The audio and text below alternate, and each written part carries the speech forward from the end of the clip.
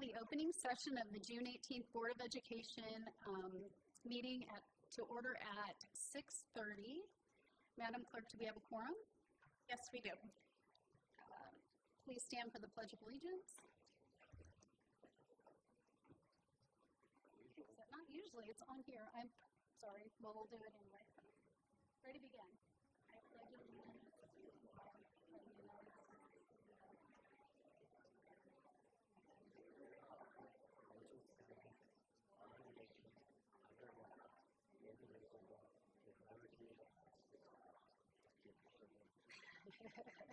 That was working. Okay, just so everybody understands, we had a little bit of confusion on public comment, and we understand that some people were told to come before closed session to speak mostly regarding principles. So because there's a lot of students, we're going to go ahead and take those comments now, even though technically they should be taken later. But what that also means is we are not going to get to closed session until 7, which means our regular board meeting will probably not start. It'll be later than 7. So, you know, we're hoping that we can get it done relatively quickly, but our regular meeting will probably not start until around at least 7:15, 7:30. So anyway, do we have any public comment cards, obviously? Yes, we have 29 public comment cards. All of our OUSD students are first. And would you like me to read the guidelines or? Sure.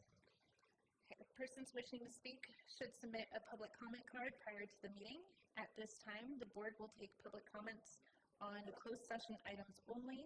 In general, individual speakers will be allowed 3 minutes to address the board on each closed session item. The board shall limit the total time of public input on each item to 30 minutes. And we have 29 cards, and so each comment will be 1 minute each. Up first, we have Delilah Isabella Martinez.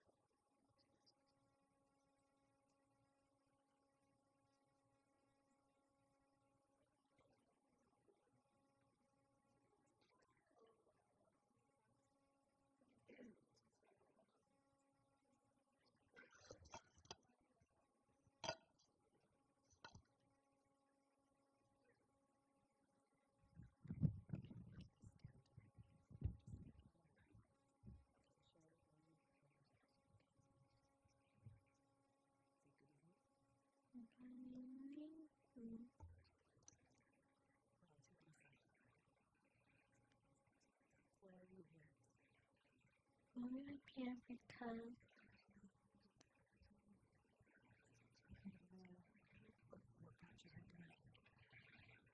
I just wanted to say that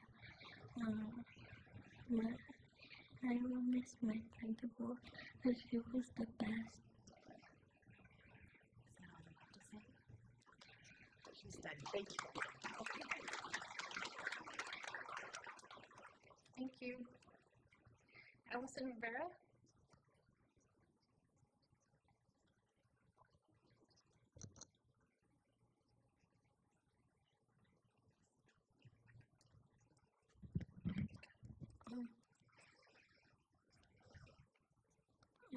I'm sure because I want my principal to stay because I hadn't seen any principal this kind before, and every single time that we come to school, she's always out there to welcome us inside the school gates.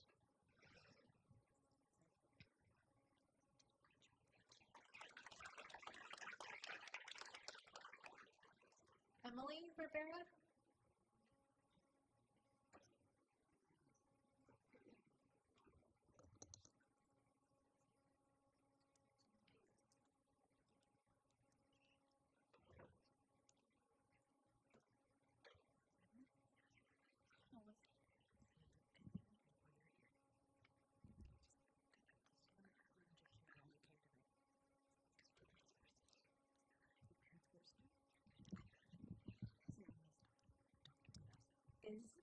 I'll miss Dr. B. That's it. Thank you. Braylon Turner.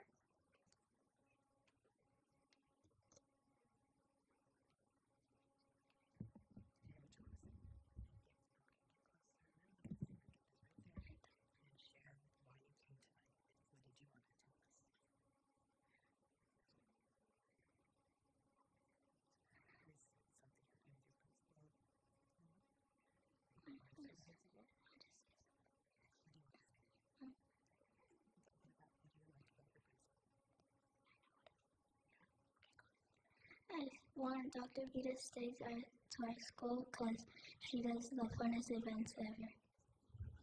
Thank you.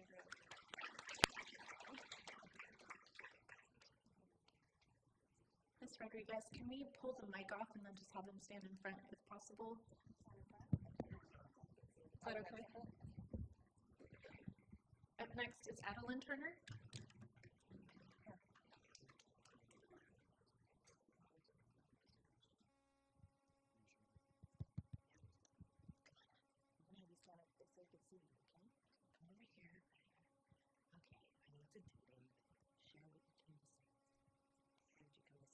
I like to keep Dr. B.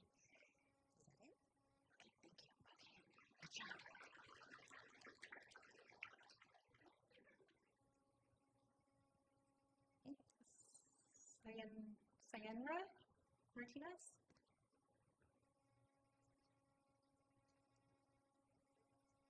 Anira.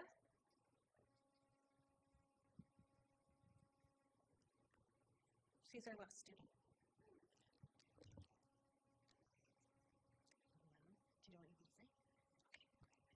She welcomes us outside in the morning.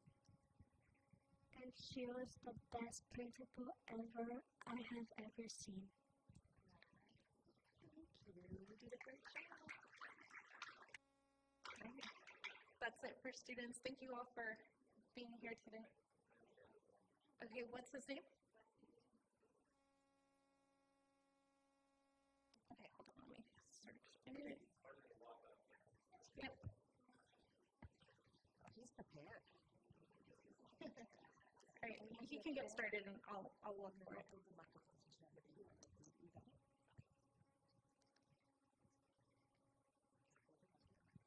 My name is Wesley Wood, and I'm a 6th grade graduate from California Inspire Academy.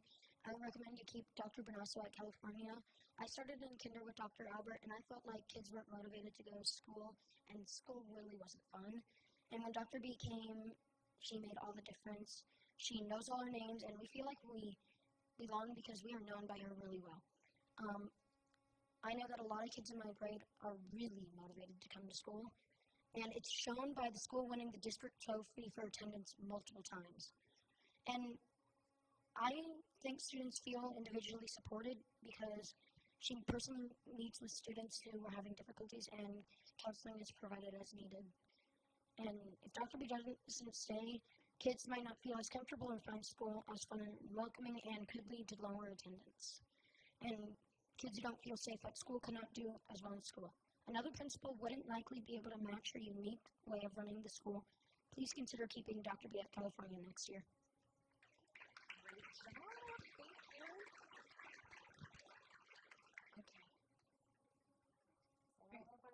Are there any more students that maybe didn't have the checkbox for OUSD student? Okay, now we'll have everyone else. First up, Laura Wall, and after her will be Robin.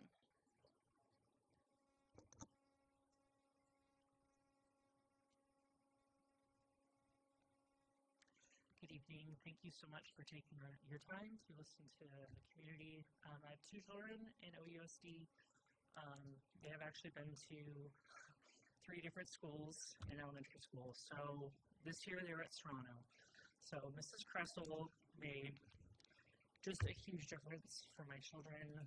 When I told my son that she's leaving, he got quiet and he said, I don't want her to go to another school. I love all the fun things she does with us. And, just hearing that from my 9-year-old, his excitement to go to school has been, was touching for me. Also in light of the discussion around consolidating schools, I'm just curious why the principal changes are happening now when there's going to be other staffing changes happening in the next year or two. I feel like removing key leadership disrupts the continuity, affects staff morale, student and parental trust, and ongoing planning. Thank you.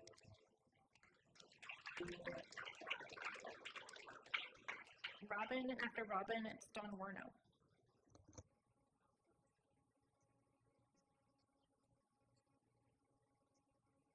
Dawn? Okay. Selena Wickstrom, and then after Selena, it's Brian. Hi, my name is Selena Wickstrom, and we have 3 students at California Inspire, and they're happy and thriving. We live in Villa Park. We moved from Texas a few years back, and having started a Spanish program immersion in Texas, we're happy to find a school in our district that they could continue. At first, I was not sure we were going to stay and considered private schools, but as soon as I met Dr. B, I knew we weren't going anywhere. She not only knows all of my kids by name, but she has been able to get myself and all of these parents and many more involved. On any given day, you will see her in the front greeting us at drop-off in the morning and pick up in the afternoon. She'll update me on whatever my kids did or didn't do that day. You will also see grandparents and parents at the school at all the events and volunteering on a daily basis. There is a very strong parent engagement, and it's all because of Dr. B. I understand that there's a need for great administrators such as Dr. B. I would like to suggest creating a mentor program for her and other successful principals you're considering moving.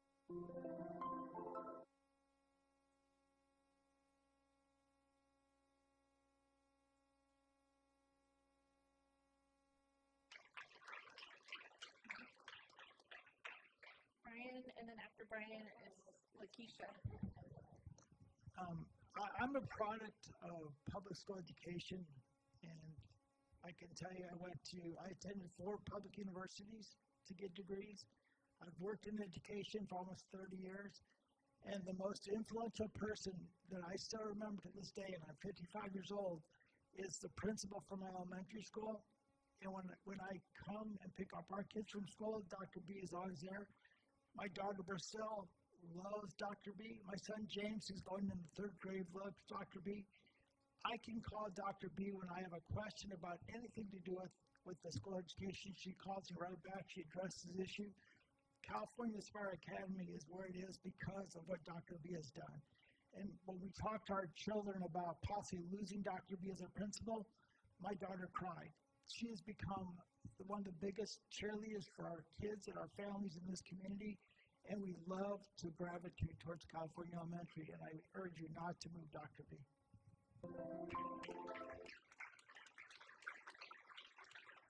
Lakeisha Perez, and afterwards it'll be Michael.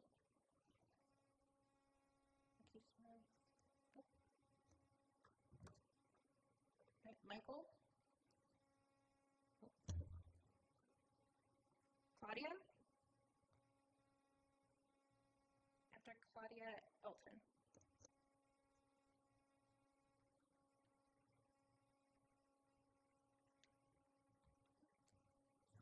Okay, hello, good evening. My name is Claudia Garner, and I'm here to voice my opinion and request for Dr. Can you hold the microphone down so we can hear you? Not to be, Thank you. okay, not to be removed. California Inspire Academy is not our home school, but because of her and her objectives that she had proposed when we met as a parent conference, my child now is in 4th grade, we decided we were part of that school. And not only is she part of the whole body of me as a parent, I'm there to greet the kids in the morning, so she knows every child by name. Now even the children know me as well. What other principal likes to be thrown ketchup and mustard? You know, kiss the dough. You know, that's what the kids look forward to. Sometimes I'm running late, and who's pushing me out the door? My daughter. You know, she's like, hurry up, Dr. B's gonna get mad. You know, I want to get a perfect attendance. So here we are, we're like, okay, hurry up, let's go. So Dr. B is a huge asset. Have maybe a vice principal come over and, you know, shadow her and see what she does. Thank you. Elton, and after Elton, Sasha.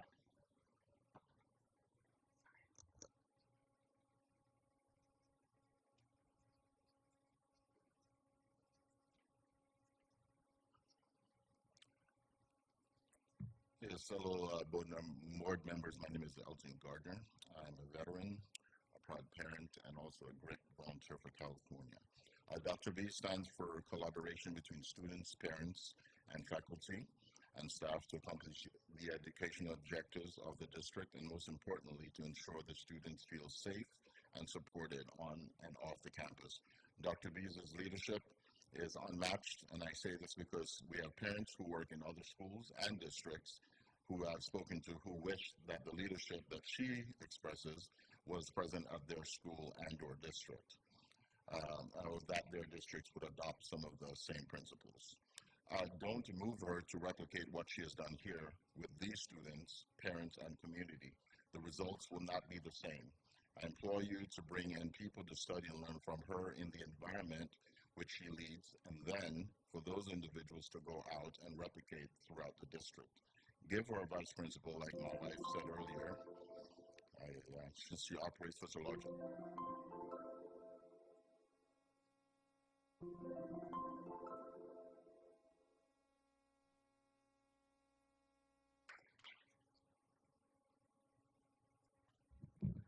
Hi, my name is Sasha. I have two kids at California Elementary. Dr. B has been a pillar of our community. Not only has she improved attendance and test scores, but she has cultivated a strong culture of inclusivity, trust, and belonging in our school. Removing her from California would only be detrimental to our school. Your mission states, in partnership with our community, we will provide a safe, equitable, and innovative culture of learning for each scholar. But by removing her, you are going to be removing a layer of safety for all of our students. Our community does not agree with this change. It directly affects the social and emotional needs of all of our students and their families.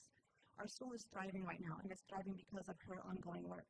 Bringing in a new person isn't going to keep that momentum going. Our momentum continues because she puts in the time to build relationships and nurture them, not only with students, but with the parents and the teachers. She puts in extra hours day in and day out, not because that's what she has to do, but because that's what she wants to do. She's there every morning reading the kids, saying goodbye.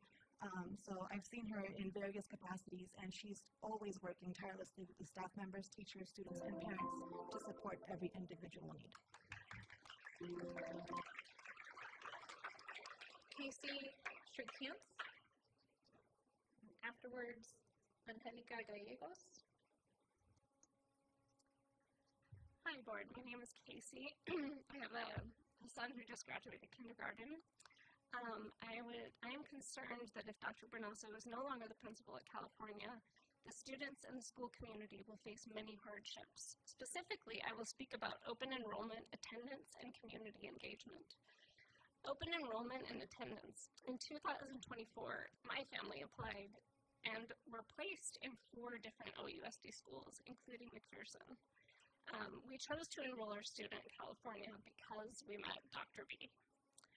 Her dedication, passion, and trustworthiness creates a school where kids from all backgrounds feel safe, confident, and happy. And students clearly are able to learn and attain academic achievements. I know many other open enrollment parents feel the same way about Dr. B, and I'm worried that open enrollment and attendance will suffer in years to come without her leadership. Thank you. Angelica Gallegos. Afterwards, Maria Rivera.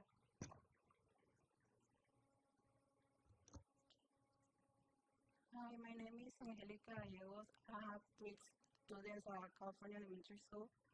I have been with 3 other kids that are 26, 24, and 21. I've been seeing all the principals there. They don't do a lot of things Dr. Bernoso has been doing.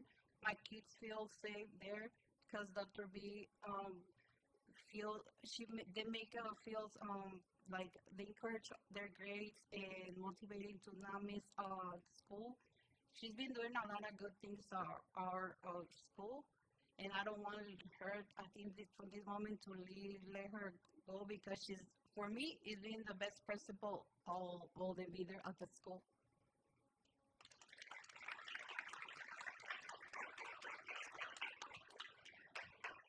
Maria Rivera. And on deck, Sarah Verna.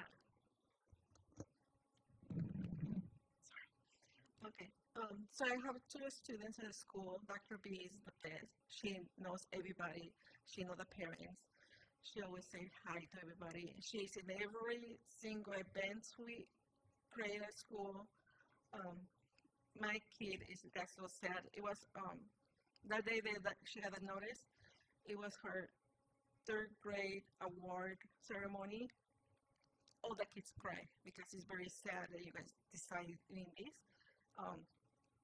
It will be a you guys will see if you guys do this, like the increasement of their qualifications, their grades will drop because it's motivation what some kids need. And in this moment, with everything going on around the world, you guys, I will not go too much in there, but they need to be safe. They need to feel safe. They need to feel encouraged to go in, and Dr. B is there. That's all I have to say.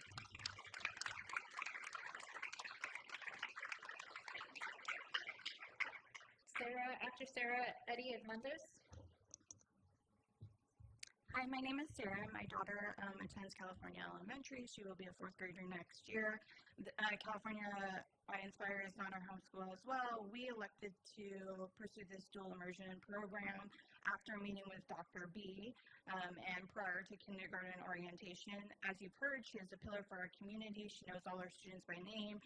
With this being a very predominant Hispanic community, she promotes safety. And we also received over 400 signatures for a petition to keep her as our student or as our principal. I want you to know that with OUSD's execution of the removal of Dr. B and 9 other principals, I disapprove of it. I don't feel that there was transparency behind it. I feel like it was intentional and deliberate in that you only provided her a year contract. You removed her 48 hours notice. And I think that it was to avoid public scrutiny and more of a parent turnout for this meeting being during the summer break.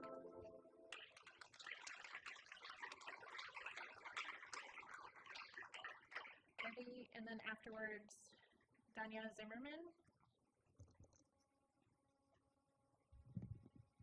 Hi, I have 2 kids at California. That's not our home school. Dr. B is amazing. Unofficially, she is a mentor. Let me tell you, it works. Removing her is not going to work. Not only is her attendance improved, I work for a school, our attendance has improved. Why? Because she's given me the ideas to improve our school's attendance. Everything that California does, my school does it. Why? Because I pick her brain. Because she is amazing. Her smile, her laugh, I do that at our school. It's not like her laugh and her smile, but I try. All the events, I duplicate, and guess what? It works because she's an amazing principal. Taking her away, the trust from the Latino population, it's gone. And these times where we need trust, it's gone. What's going to happen? You guys complain about attendance, competition. Guess what's going to happen? Another district's going to pick her up. She's going to go. Sad to say. Why are you going to move her? She was crying that day. She never cries. Bawling. Because you guys made a decision that she got before promotion. Think about that.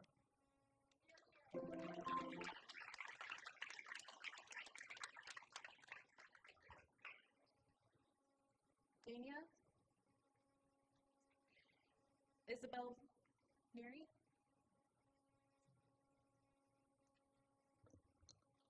Hi, my name is Isabel. I have my kids don't belong in that school. They're actually from Taft, and I've never seen them thrive and encouraged to learn and go to Camp California. And the only reason I moved them there was because I met her.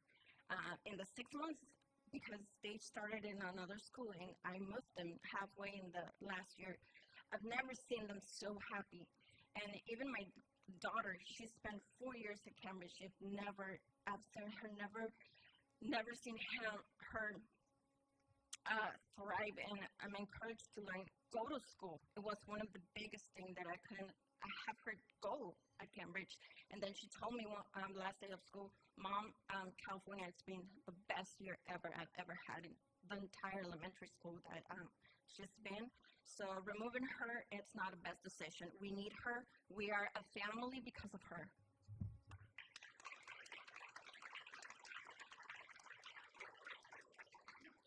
Crystal Zaragoza, and then Jamie's on deck.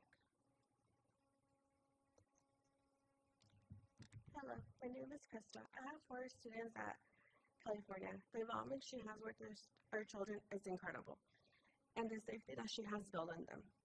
She keeps me updated on my children daily when she sees me. My kids always look forward for the next day of school, and even more when she has an activity planned for them. When I told my children she would no longer be at our school, they were upset. They didn't want to go to school. They told me, I don't want to go if she's not there. the community that she has built is incredible. I've never seen so many parents being involved with their children.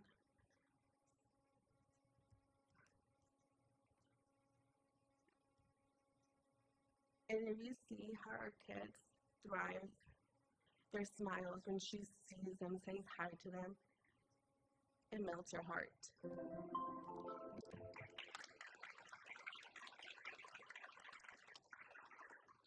Jamie, and then afterwards, Alexander Tran. Good evening, everyone. For those that don't know me, I'm the cheer coach at California. I stand before you today to express just how important Dr. B is to California. She's more than just a principal. She's a true leader, a mentor, and a pillar to our community. Dr. B is deeply involved with both students and parents. She doesn't just sit behind a desk. She shows up, she listens, she supports, and she inspires. Her presence is felt in classrooms, at events, and in every part of the school. She brings people together from families to staff to the wider community, creating a strong, united environment that helps our students thrive. We need her leadership, we need her heart, and we need her to stay. Please do anything that you can to keep Dr. B at California, because this school is stronger, better, and more inspired with her in it. Thank you. Alex, and then after Alex, Shelby.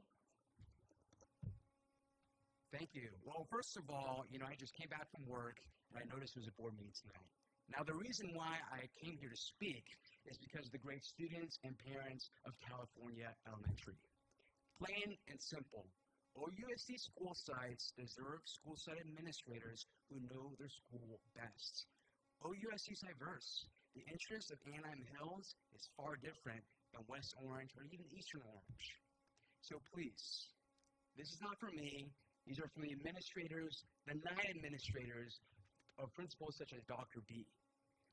So at the end of the day, let's continue to empower our administrators so they can continue to invest on this district's behalf into both our students and to our educators.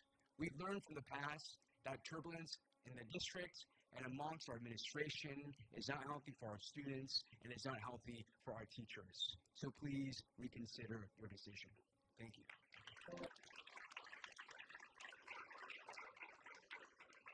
Shelby, Feliciano, Zavala, and then lastly, Miguel. Good evening, board members. My name is Shelby Feliciano Zavala.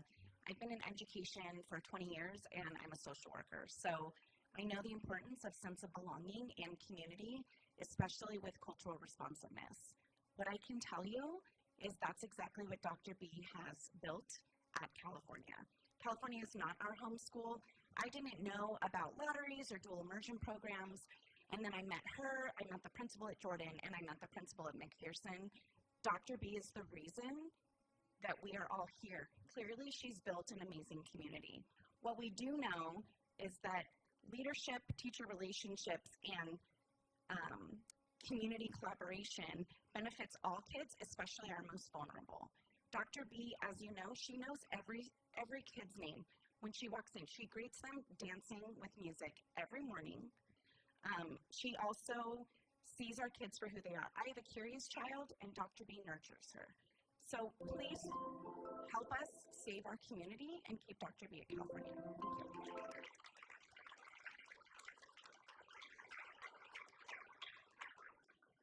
Miguel? That concludes public comment. Well, I want to thank you all. Oh, sorry. I'm on a.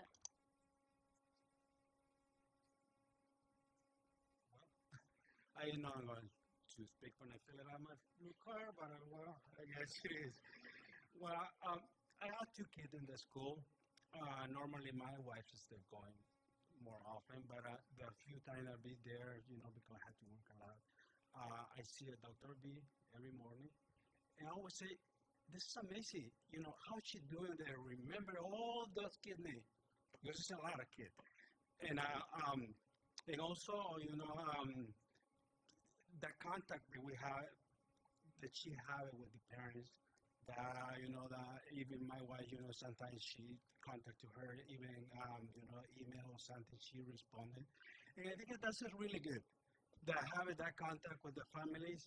And you got to see in the morning, how the people are feeling so good. The Dr. B, hi, good morning. That's amazing. Why we have to move in something when it's working really good, Thank you.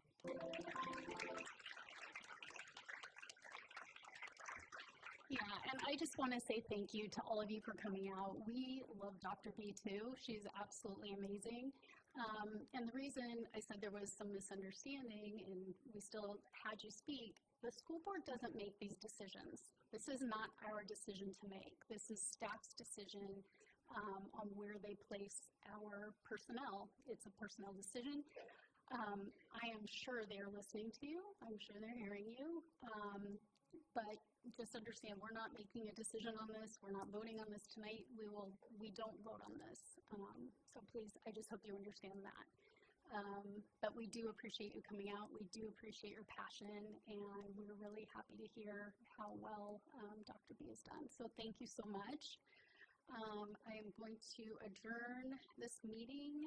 We're going to be adjourning to closed session at 7:01, and as I said before, we're going to go back, we're going to do everything we need to do, and then we will be back in, but obviously the regular meeting will be starting a little bit later. So thank you.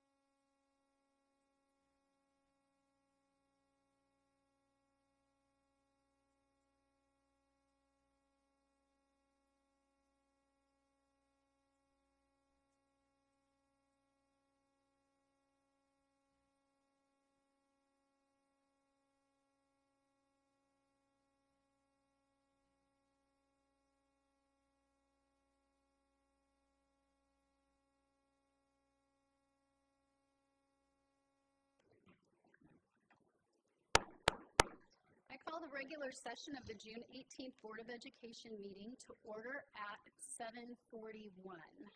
Please stand for the Pledge of Allegiance. Ready? Begin. I pledge allegiance to the flag of the United States of America and to the republic for which it stands, one nation, under God, indivisible, with liberty and justice for all.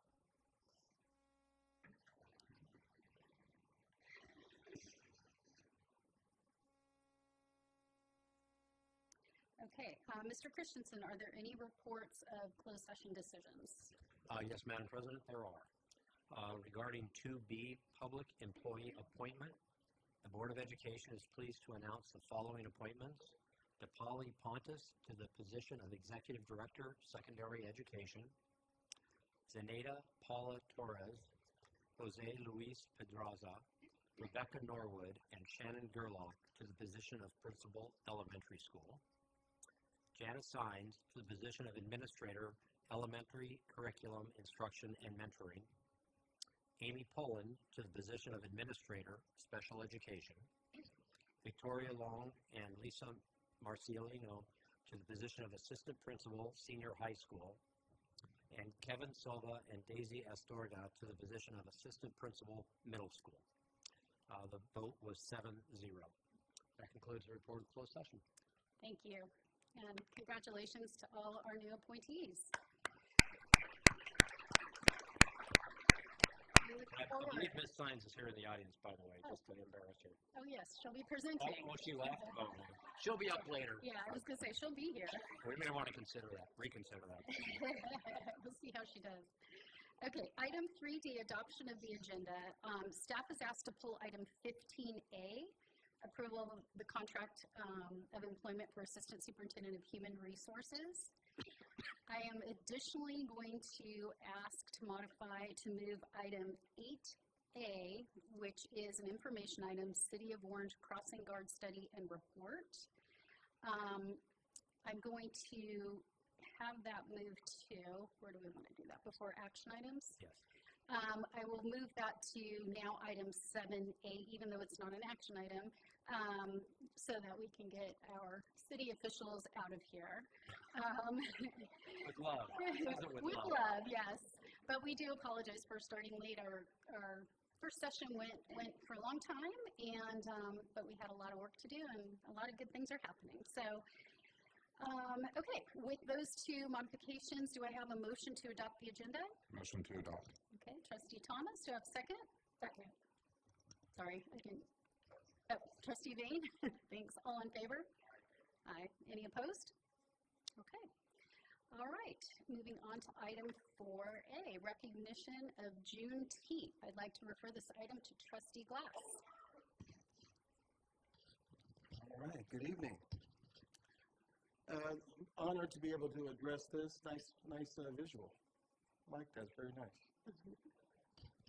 As a trustee of the Orange Unified School District, I'm honored to recognize Juneteenth, celebrated each year on June 19, as a day of profound historical significance and enduring cultural power. Juneteenth marks the moment in 1865 when the Union troops arrived in Galveston, Texas, to enforce the freedom of those who were still enslaved more than 2 years after the Emancipation Proclamation was issued. But let me be clear. Juneteenth is not simply a story of delay. It is a story of triumph. We honor the newly freed African people whose strength, brilliance, and humanity endured despite centuries of dehumanization. Upon hearing the news of their freedom, many did not just rejoice. They began to organize, to reunite families torn apart by slavery, to build schools and churches, to claim land, and to lay the foundation for generations of Black excellence in the face of ongoing oppression. Juneteenth is a celebration of Black resilience, of cultural memory, and of freedom that was fought for, not just granted. From the first steps taken on free soil to the countless contributions of African Americans have made in education, science, literature, music, and civic life, Juneteenth reminds us that Black history is not just about suffering, it's about survival, self-determination, and soaring against the odds. And so, on behalf of this Board of Trustees, we acknowledge the significance of Juneteenth, not only in the past, but for our present and future. We encourage all students, families, and educators to take the time to learn from this history and to reflect on how we can continue to build a world rooted in justice, equity, and shared humanity.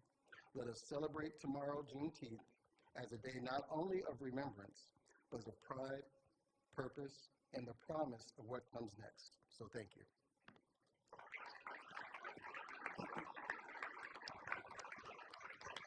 Thank you, Trustee Glass. Item 4B, Community Partnership Recognition, Orange Unified Council of PTAs. I'd like to bring up Jennifer Carrillo, Orange Unified Council of PTAs outgoing president, and anyone else that you would like to bring up with you.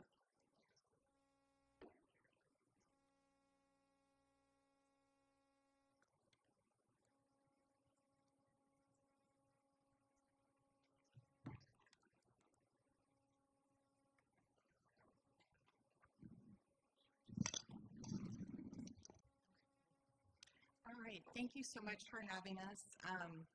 We are honored to be recognized. I would like to take this opportunity to extend a huge thank you to our 21 PTA schools, our PTA boards, and our PTA members.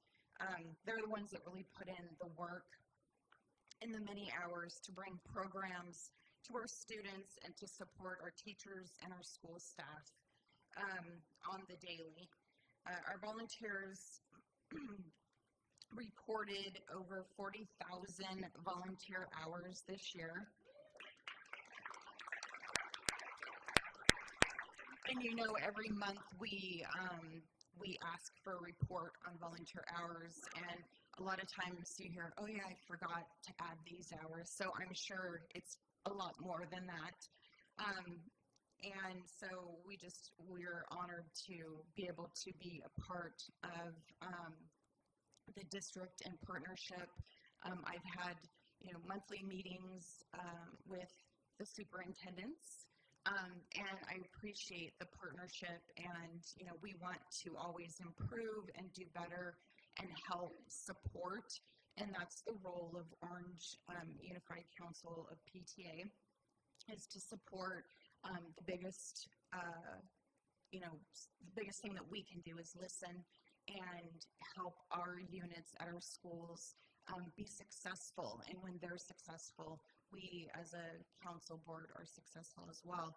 And no one's alone. Anytime when they have their successes, we celebrate those, and when they have their challenges, we're a resource to them, as well as 4th District and up the chain of PTAs.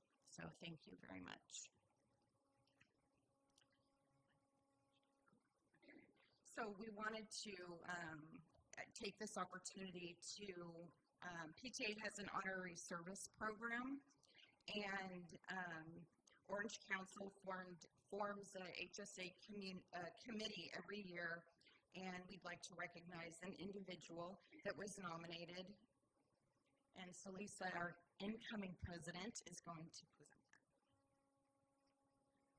We feel our choice for this year's Outstanding Administrator will come as no surprise. Mr. Christensen returned to OUSD in 2024 as superintendent during a time when his experience, thoughtful leadership, and vision was needed. He was pivotal in bringing much-needed stability to OUSD. Mr. Christensen is no stranger to OUSD, having served the district with distinction for nearly 20 years.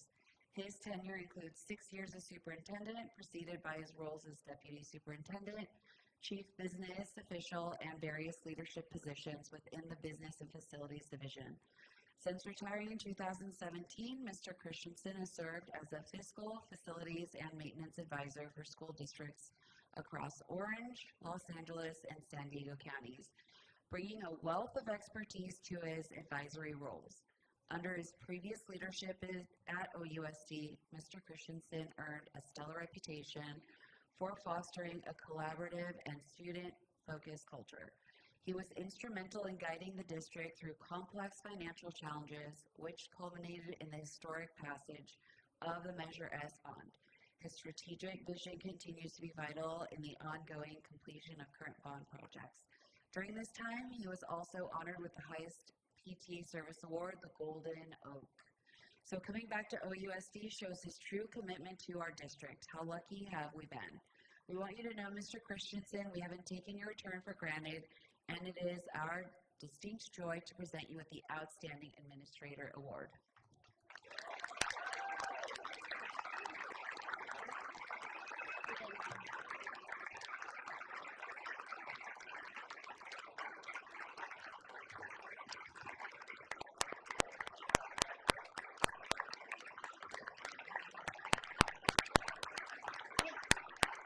Can I join the lecture?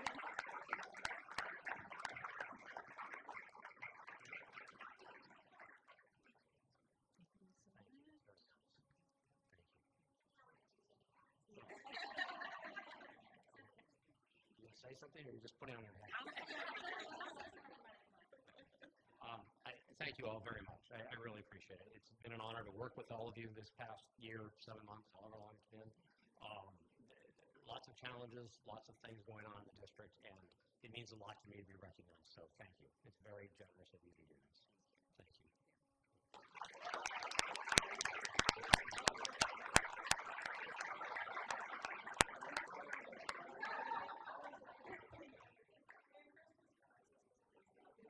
You have no idea how much Mike loves this attention.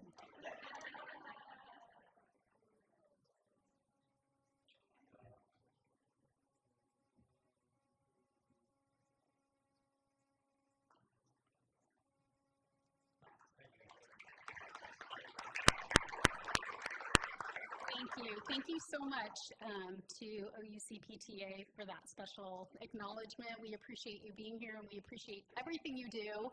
You are the ultimate partners, and we're just really grateful for everything that you do. Can I? Yes, you can. Thank you. Thank you.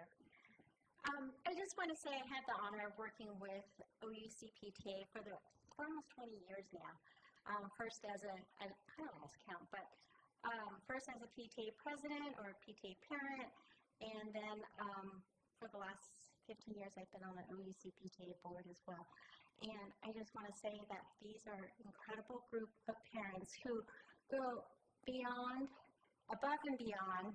They do so many things. Not only do they have the meetings here to train our PTA units, but they go and do legislative work and advocate for public schools.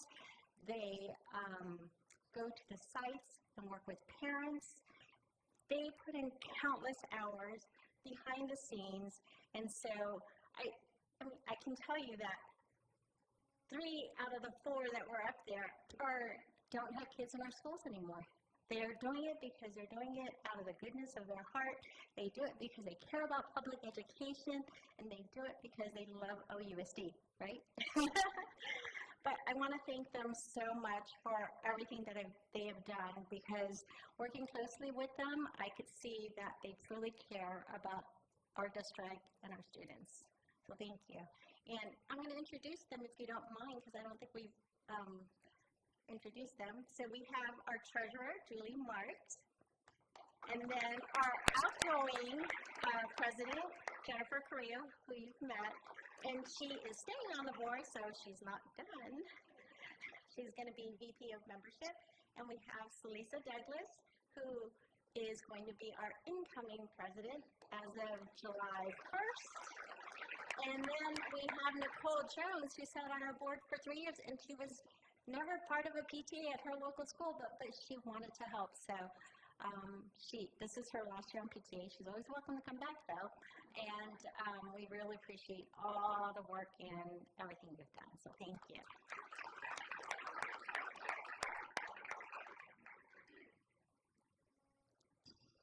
Thank you, Trustee Yamasaki. We appreciate all of your work with PTA as well, and always keeping us abreast of what they're doing. So thank you. Item 4C, the superintendent's report. Mr. Christensen. Kind of speechless at the moment. Thank you all. Thank you all again very much. It's very, very sweet of you. We have a video to play this evening about graduation. I'm not sure if it's queued up yet or not. If it is, we will show that. Because well, let's watch this, and then I will highlight.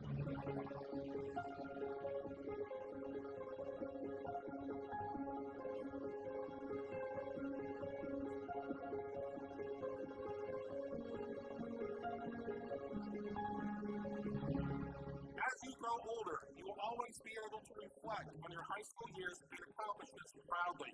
The students in this class represent some of the best and brightest in the nation. As you stand today on the front lines of your future, know this: you are ready, you are resilient, and you will always be part of the Almadena family. Our lives begin to end the day we become silent about things that matter. As you take on this next chapter in your journey, do it with confidence. You've proven time and time again that you are capable of facing sudden change and succeeding.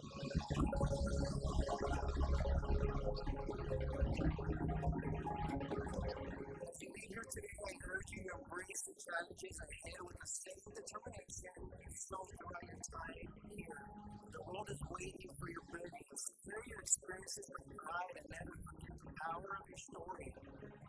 The world needs more people just like you, who can think differently, who can find unconventional solutions to conventional problems.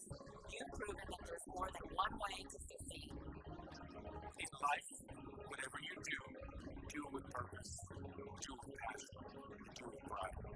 I close with words from the great Nelson Mandela. It always seems impossible until it's done. Class of 2025, go show the world what's possible.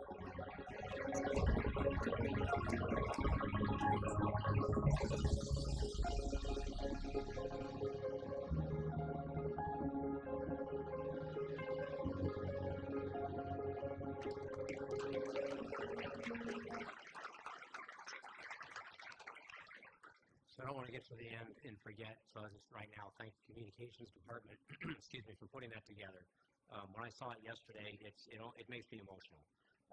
The work that we do while we're all here is for that outcome, right? For those kids to graduate. But also, this was probably one of the most stressful graduation times that I've ever been involved in. Promotions, graduations, all the above, due to the threat from ICE and the concern in our community about them interfering with graduations and promotions at our campuses and with our families. I want to thank community members who were involved. I want to thank our staff. We had staff prepared. We communicated at our elementary schools and our middle schools about possibilities, excuse me, and actions that they could take. But it takes a village, right? I mean, it was a trying time, and I am so pleased with the outcome and the fact that there were no incidents, and I don't think the community who attended even realized what was going on, which is awesome. I do know some people stayed home. They watched videos. I understand that, and I appreciate and respect their decision to do that. But I just think that I want to acknowledge the work that everybody put in to making this graduation season so successful for all the schools and all our students. So sincere thanks to all of them, and also to acknowledge our city partners. The chief of police is here. His folks were there on site, also helping with security, making sure everyone was safe. It was a real successful production because of everybody's work. So just thank you all very much.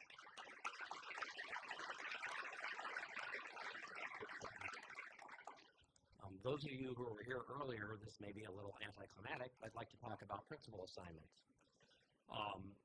Historically, the districts made principal assignments via a press release near the end of July. With the appointment of 4 new elementary principals this evening, staff will work to finalize the appointments and publicize them once that work is finished. Typically, when multiple changes of assignments are made, a variety of factors are considered. Leadership strengths and needs matching. So a school district may recognize a principal's strength in a particular area, such as program expertise, community engagement, or instructional leadership. Enrollment or program changes, a change in school size, grade configuration, or instructional focus, such as adding dual language or STEM programs or consolidation of schools, may prompt a leadership shift to bring in someone with relevant experience or the relational capacity for sweeping change. Leadership development is another reason. Talented leaders may be moved to prepare them for future roles like district administration or moving to a different grade level in schools. Principal requests. Elementary principals often face intense demands. Some request moves to a different school for a change of environment. Some request change for moves for a school for a different environment or a new challenge. And sometimes they make those requests privately. They don't necessarily publicize it. They don't want their school or their staff to know that, when it's time for them to move. But sometimes it's the right thing for them to do, and we try to honor those requests when we can. And vacancies. We have 4 right now. A vacancy at another school can trigger a domino effect of reassignments. In all cases, the Educational Services Division works to ensure strong alignment between school leadership and the unique needs, goals, and culture of each school community. These decisions were made thoughtfully with the overarching goal of supporting student achievement, staff support, parent engagement, and a positive, thriving school climate. Having said that, it's important to note that while early notification to parents and staff is desired, there are often events that occur that may cause further shuffling of assignments due to a principal possibly being promoted into a job here at the district or being hired in another role at another district. So as we go through this process, I would ask your patience. I appreciated the comments that we received earlier from those of you who were here earlier. Very engaged parents, and we're still here in the audience, at least according to the red shirts. So that's awesome. So we take all that into consideration. The goal is to have principals be successful and schools that are successful and children who thrive. So we will keep all that in mind as we move forward. And I thank you all for your consideration and patience as we make these decisions. So that concludes my report. Thank you very much. Thank you, Superintendent Christensen. For my President's report, first I want to extend on behalf of the Board of Education, I would like to recognize and thank our Assistant Superintendent of Human Resources, Mrs. Tracy Nibb, for her service to Orange Unified School District.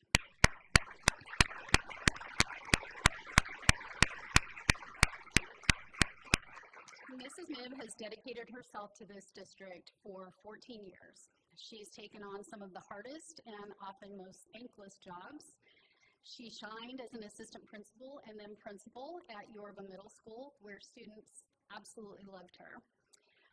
She then stepped into the role of Executive Director of HR, which she performed during COVID, of all things, and talk about difficult, thankless, but you did it with patience, you did it with grace, and we're really grateful for how you handled it all. She's been our Assistant Superintendent of Human Resources for, I don't know exactly how long, it feels like a while. I know it was interim and then it's now, so I'm going to say a couple of years. And we appreciate your expertise. We appreciate that you are constantly learning and constantly educating us on all things HR. So we are sorry to lose her, but we are excited to see her take advantage of a great opportunity to grow and shine and to move on. And we wish you all the best moving forward, and just thank you for your service.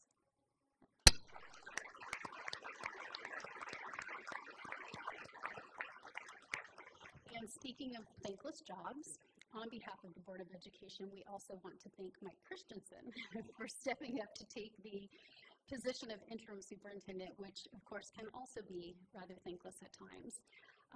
He was enjoying his retirement, working at a leisurely pace as a consultant when we called on him to help lead us through a transition from an extremely chaotic time. To our shock and amazement, he actually said yes. And over the past 7 months or so, we've worked together, I think, in a very positive way to create stability and to move the district forward and to get us back on track with a true vision for the future.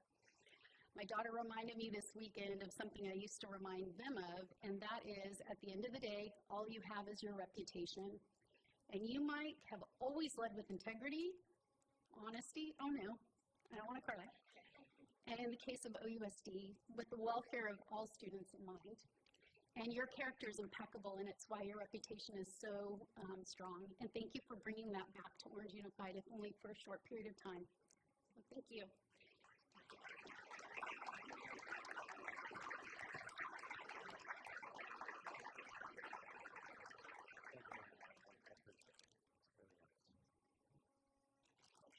can we get a picture of the two of you?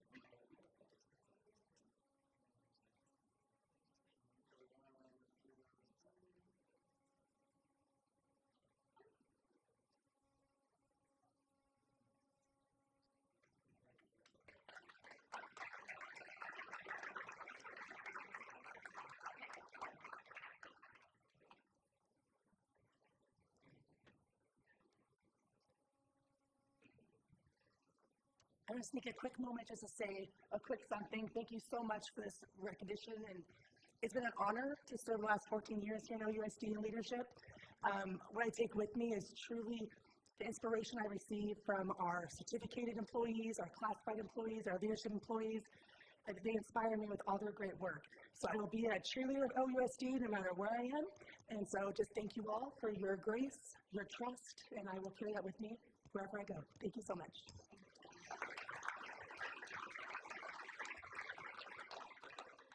What she said, but I'm going to retire again.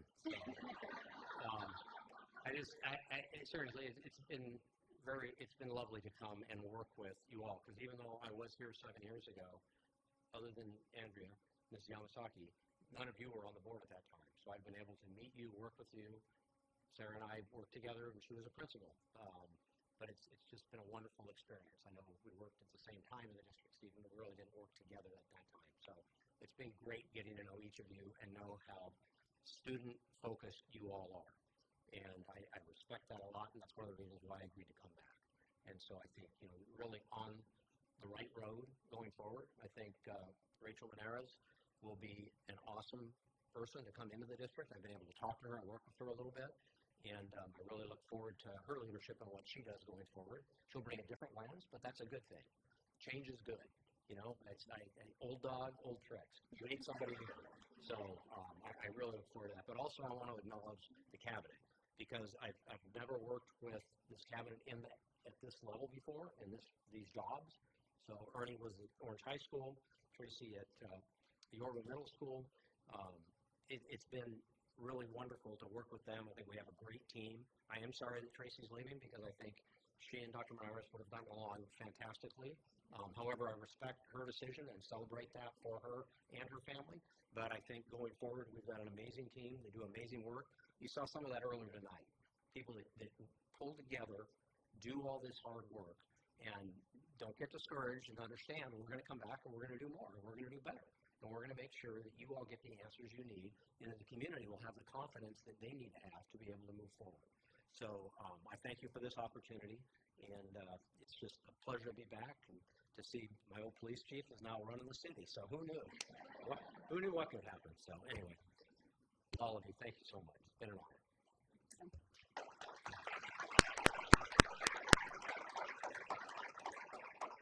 So I was going to mention the graduations last week, although I think Mr. Christensen, you gave such a great synopsis of it, and that video was amazing. I can honestly say and can't get over how well every single ceremony went. Our principals and school staff are absolute rock stars. Our student speakers were flawless, and it was an honor to take part in these beautiful ceremonies alongside my fellow trustees. They went off without a hitch, and again, that's due to incredible planning and incredible involvement by the community when anxiety was very high, and we appreciate everybody that came together on that. Our high school graduations at Fred Kelly Stadium are truly a monumental event and effort, in which it seems to me every single department comes together, from facilities, maintenance, communications, student and community services, administration, teachers, cabinet, office staff, parents, foundations, community partners. I'm sure I'm missing somebody to pull off something that was truly magical. And I want to thank all of you from the bottom of my heart for all your work to make the days and nights special for our graduates and their families and loved ones.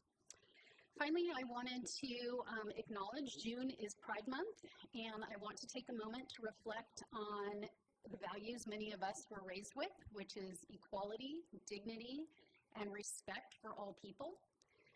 Growing up, I was very close to my grandmother. She was one of the kindest people I've known, and she quietly but fiercely supported equal rights, which were shaped by her experience growing up as a Native American in the early 20th century in Oklahoma.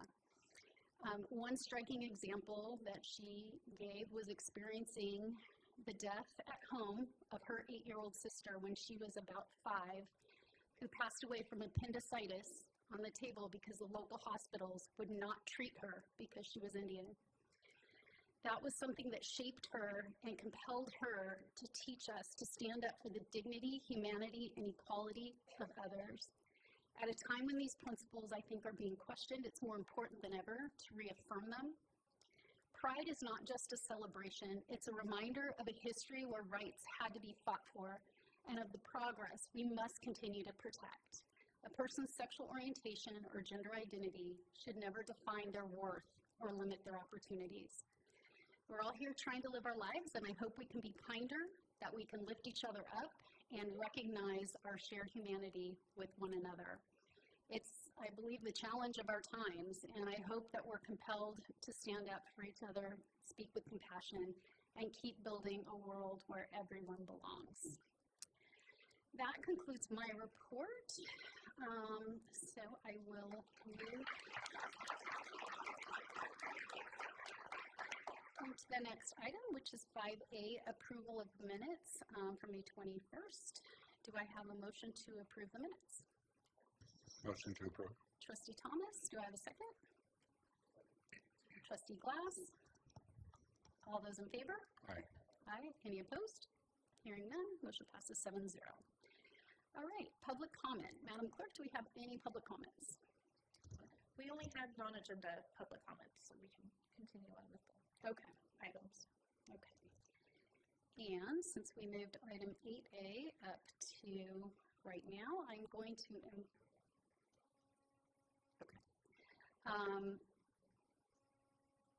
who am I referring this to? I'll refer it to you, Mr. Christensen. Sure, one last time. City Manager Tom Casella for the City of Orange is here to introduce his staff and make a brief presentation on crossing guards. Welcome. Good evening. My name is Tom Casella. As stated, I'm the City Manager. Madam President and Trustees, Executive Staff, thank you for having us tonight, especially my friend Mr. Christensen for inviting us. Real quick, I want to jump on the bandwagon with Mike. I've had the opportunity to work with Mike in 2 different positions at the city, and I can tell you that when you talk about a leader, humility, putting others before yourself, looking at the big picture, Mike is the epitome of that. I've enjoyed our opportunity that we've had to work together. The communication actually started with Mr. Gonzalez because of the relationship we had. It's about relationships, and I would say in my tenure at the city, I believe that the communication and collaboration between the City of Orange and OUSD is at its highest level that it's ever been. So I want to thank your staff because it doesn't happen without them. So thank you all. Last year, the City Council outsourced crossing guards. Once they assigned that contract, they also tasked us to do a warrant study to establish and view where crossing guards were. Were they at the appropriate schools where they were needed? We hired a consultant, I do want to say, Mr. Christensen in the school district, again, through a partnership and collaboration, paid for half of that study. So thank you so much for doing that. Our team did a presentation to the city last week. We are here to present it now. We have our police chief, Adam Jevic, and our city traffic engineer, Mr. Larry Tay, that will do that presentation for you. Once they're done, we're obviously here for any questions. And without further ado, gentlemen.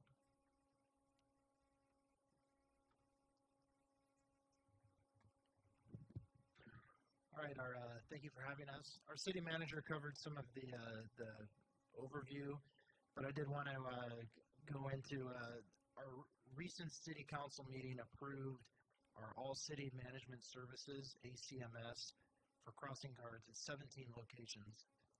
In September of '24, the city approved that same contract with ACMS to staff 16 locations at a majority of our elementary schools.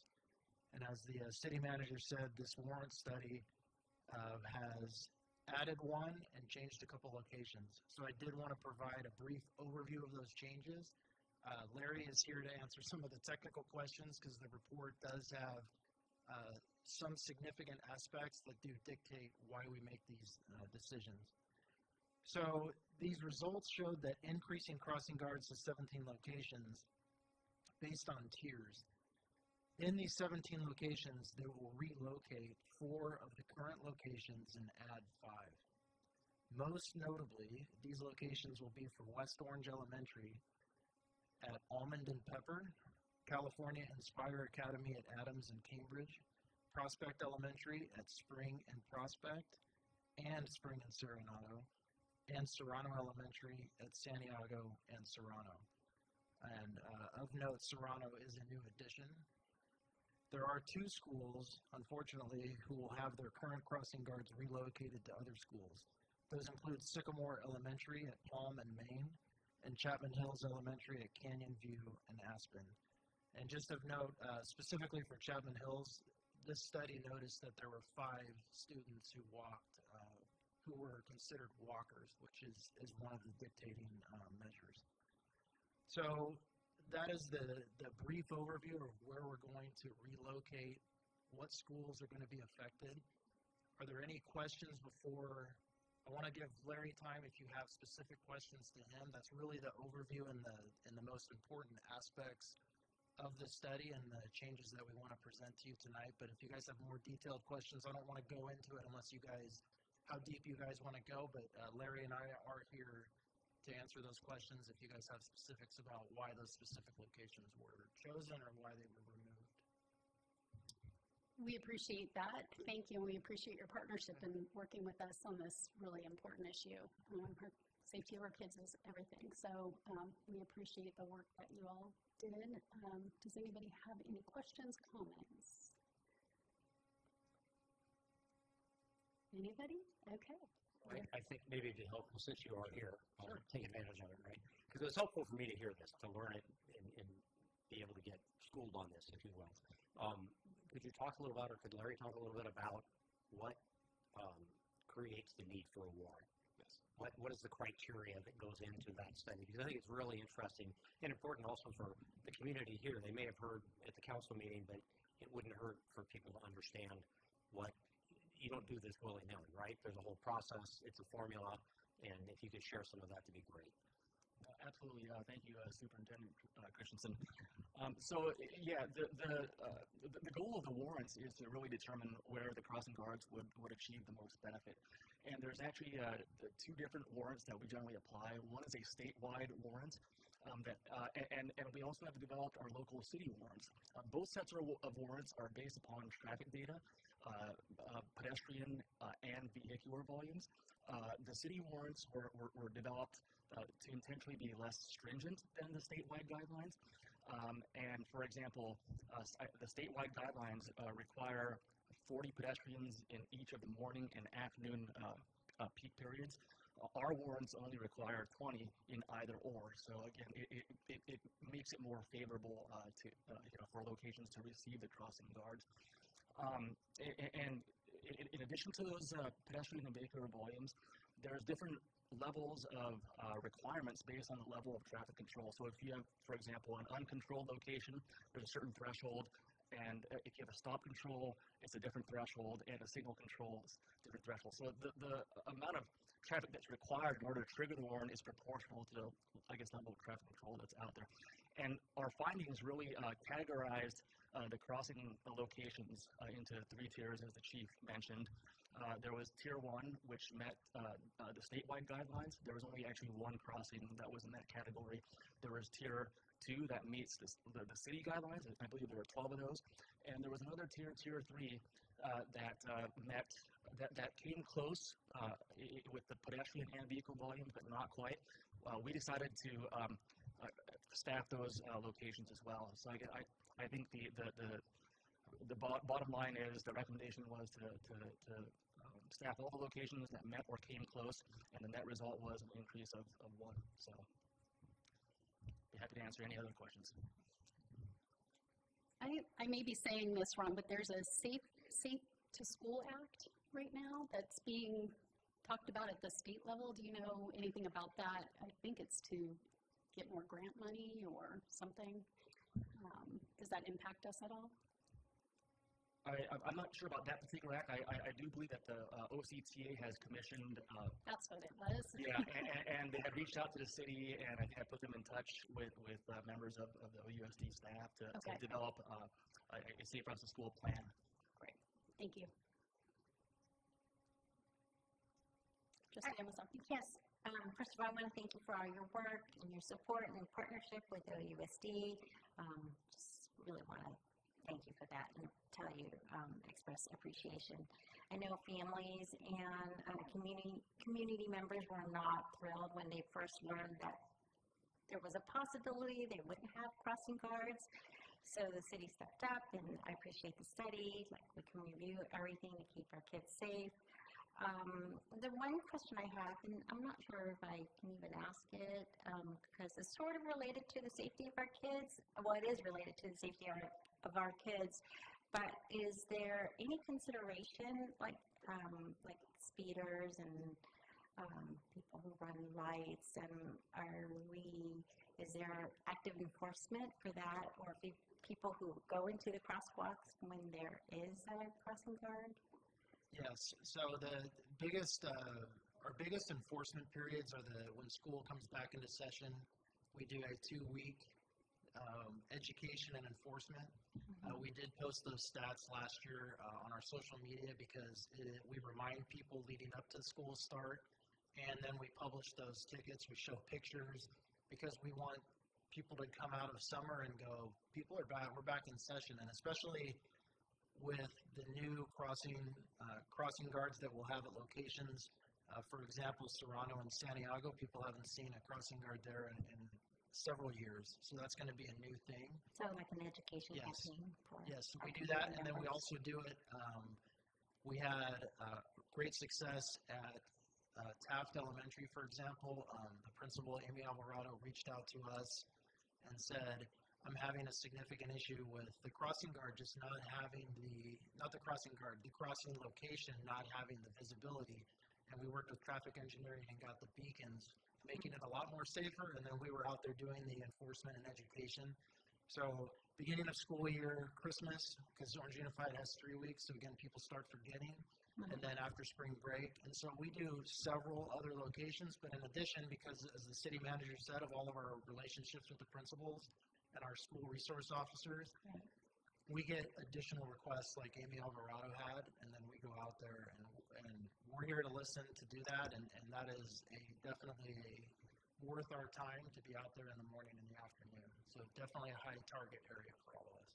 Is the stop signs at the buses, is that part of your education campaign too? Because there always seems to be confusion as to when people should stop. And great question. On my way to a meeting this morning, I saw one at Collins and Cambridge, and I had that conversation when I got back to work, is that needs to be our next, this summer we need to work with OUSD to start filming that, and maybe in the bus depot lot, so we can say this is what this means, and this is an example of it, because I think people forget, when can I go? What does the yellow mean? What does the red mean? Flashing lights and the stop sign, and it's obvious to some of us. Or cross traffic.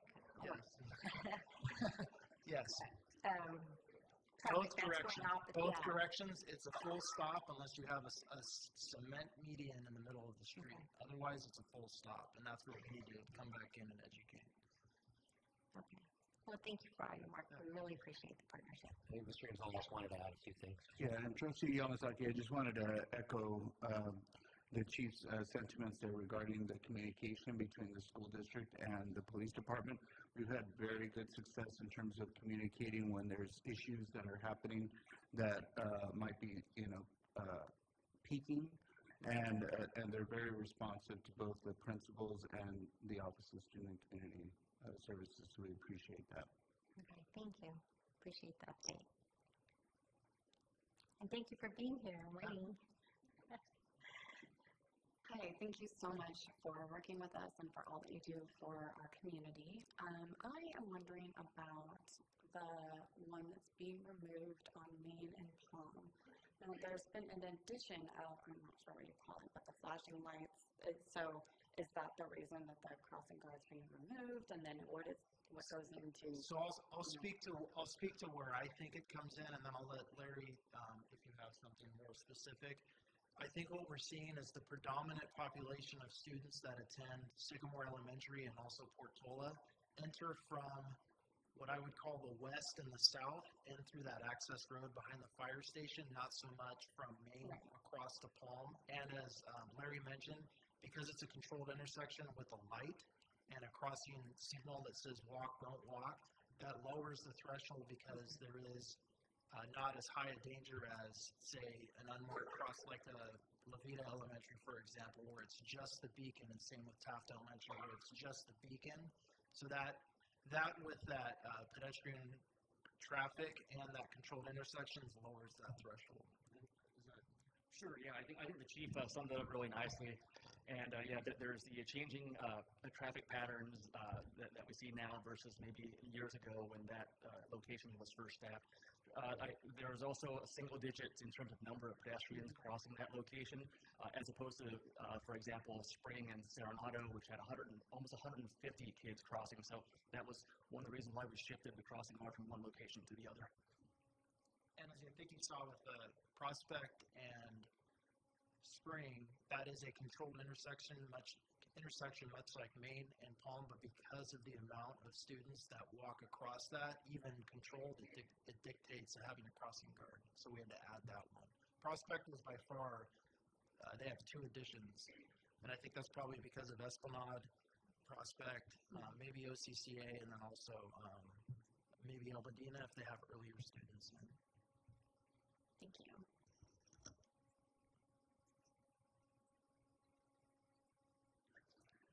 Thank you again for being here and your presentation. And I know all of us are super grateful for the results and outcomes from the City Council meeting last week. This is something that some of us have talked about with you at our city schools meeting when we were talking about crossing guards and just different locations that need an additional crossing guard and the challenges that you face trying to fill a lot of those positions. So even though I know this was potentially not a path that the city was even considering with outsourcing it, I think that now, looking at multiple years later, that our families are super grateful for the study, and now that we have not just beacons, but crossing guards. I know it's something that Trustee Pelly, when she was the principal at Fletcher, and then I as a parent at Fletcher, we would talk about a lot of like kids, on the verge of getting run over just because that street on Fletcher is high traffic, industrial, and a lot of our families are literally like playing a game trying to cross with all the cars moving forward. So I know all the families at Fletcher are super grateful, especially once that first day that the crossing guard showed up and all the kids ran out wanting to meet her. It was great, so thank you. Yeah, and I think you said it, is sometimes the crossing guard is the first person that students see. We couldn't be happier with ACMS. They are responsive. We had a couple complaints. For example, one saying, "Oh, they just sit in their car and don't do it." It was within 40 minutes that the manager was out there watching that, almost like doing private eye investigation, and then did remedial training, and the problem was solved. We as the police department didn't have to do that. They did it. And yeah, it's a little bit more expensive, but I think the service that we get is impeccable. So. also wanted to mention the county partnership that stepped in for that period of time, Supervisor Sarmiento and Don Wagner, to help with some bridge funding. And that was really nice to be able to work with the city, the county, and the school district. So thank you very much for coming tonight and waiting, and the presentation. We appreciate your help and we appreciate your partnership. Thank you. Thank you.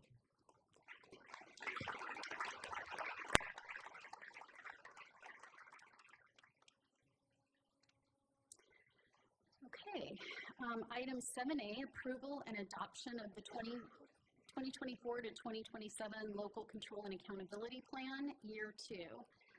Dr. Whitmer. Thank you, President Erickson.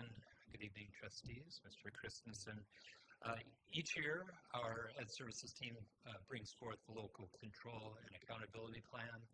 This year is year 2 of our plan, and we're recommending approval and adoption of the plan. It's the 2024 to 2027 LCAP.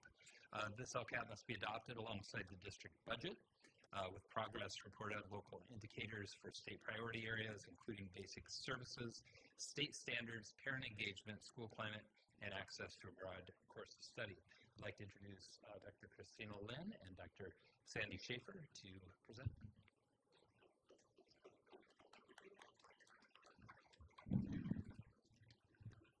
Good evening, members of the board, cabinet, and community. I'm Christina Lin, the Executive Director of Student Achievement. Tonight, we are seeking board approval and adoption of our Year 2 LCAP plan, which was presented in our May meeting. As part of the LCAP adoption process, districts are required to report local indicators results, typically at the same public meeting when the LCAP is adopted, which is tonight. These indicators measure progress in areas such as parents' engagement, school climate, and access to a broad course of study. The result will also be shared publicly through the California dashboard. To begin this process, I would now like to invite Dr. Schaefer, our Administrative Director of Accountability, to present the 2025 local indicator results. Good evening. Just as a review, we are going to start this evening talking about the 8 state priorities from the state of California. As you know, there are 8, and they are divided into 3 different categories: engagement, student outcome, and conditions of learning. Now, there are state indicators and local indicators, and our state indicators show us data that the state pulls, and they report progress and performance based in 6 color aspects, all the way from red to blue. We anticipate the state releasing its most recent report of findings sometime mid-November of 25, so in the next few months. Now, along with that, we have what we call local indicators, and these are data points that we look at as a district, and we self-report our findings in different priorities. We as a district report it out to our local governing board, and we as a district upload those results to the California dashboard. Now, what you will see different, and one point that I would like to stress before I continue with the process, is that you have options for the local indicators. You can either say that you have met them, you have not met them, or you have not met them for 2 or more years. Now, to meet the local indicators, it is simply whether or not the district participates in that process of reflection, that process of reporting to the board, and uploading to the California dashboard. Please keep in mind that whether a district meets or doesn't meet the local indicator does not have anything to do with the information that is reported. It is simply the process and the completion of the process that indicates whether a district has met or not met. So, that moving forward,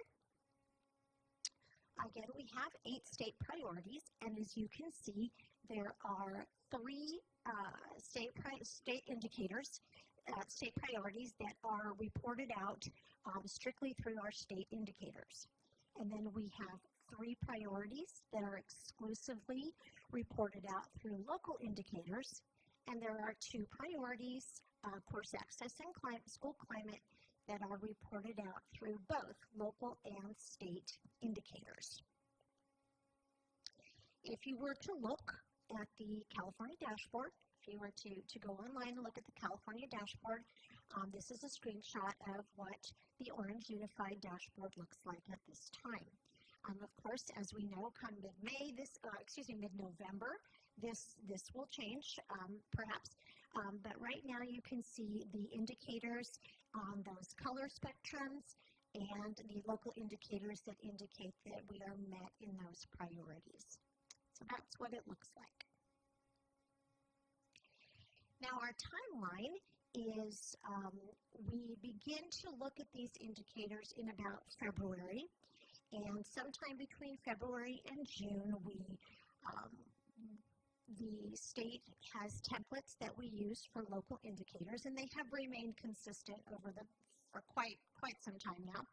And so we begin to discuss where we feel we are in the different areas of reporting. For example, some of the responses to local indicators are narrative prompts, some are a number scale, and I'll show you a few as we move forward. But we begin to look at that and talk about it amongst ourselves and kind of figure out where our strengths and our challenges are and how we use that information as we're developing our LCAP.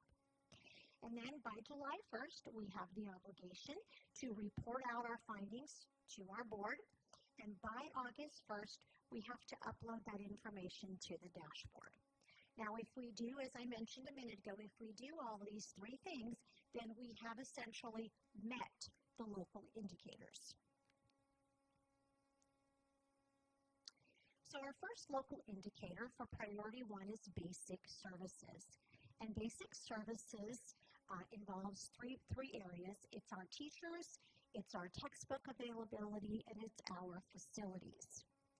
And this is why I spent a lot of time explaining how you meet the criteria, because almost always the comment or the feedback that I get is, well, you know, we have so much input or feedback on facilities. How is it that we met it? Well, we met it because we concluded the process, right? Not to say that all of our facilities are amazing. We understand that those are issues, but that's the clarification there. But we do have 100% qualified teachers.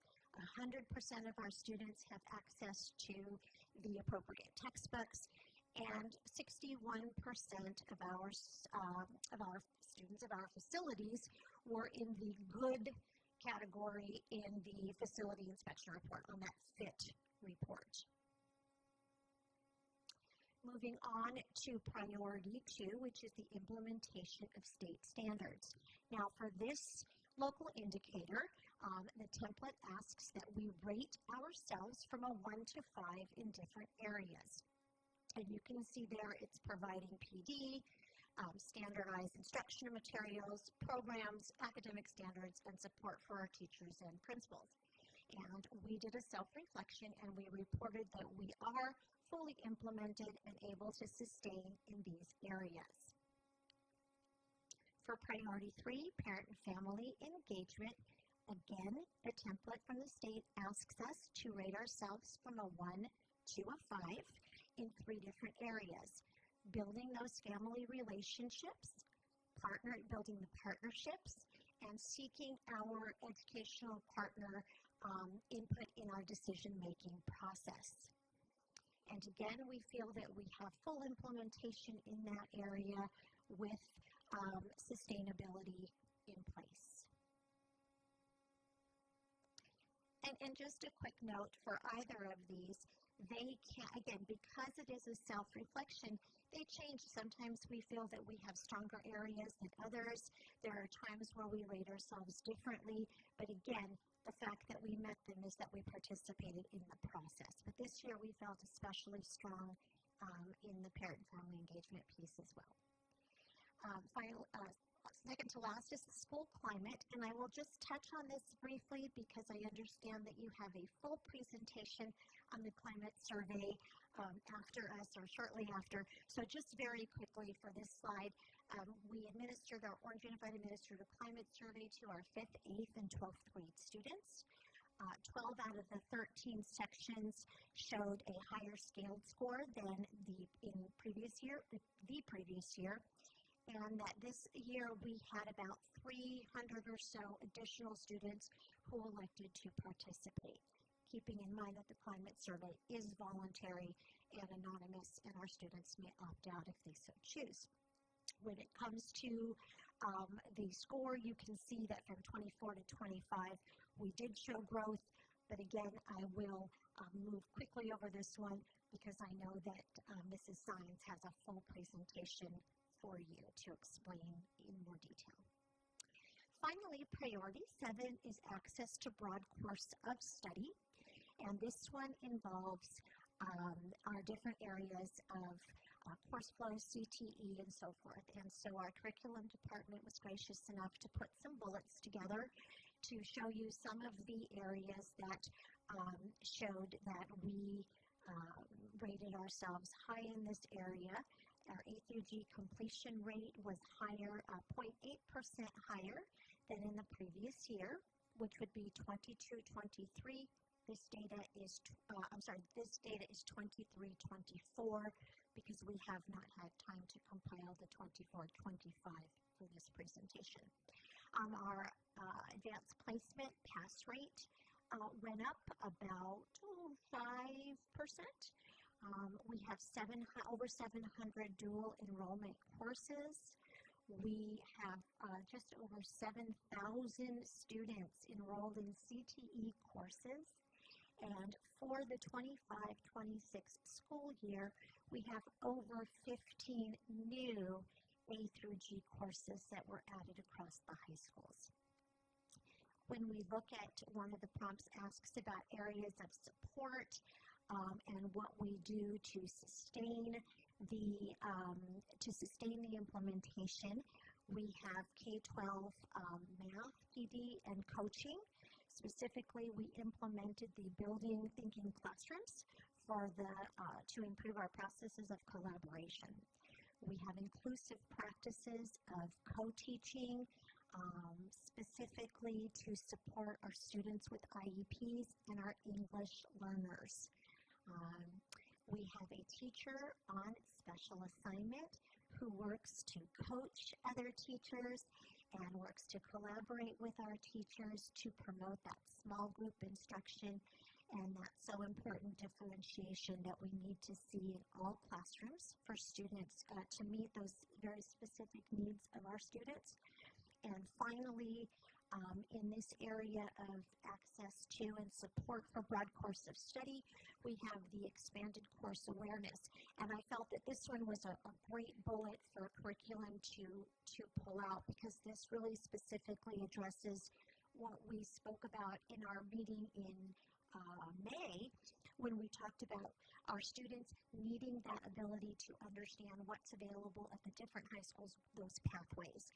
And so we know that that's an area that is very important, obviously, to our board, as we spoke about it at the last meeting, but also to all of our students in high school or going into high school, that they understand what is available across our district.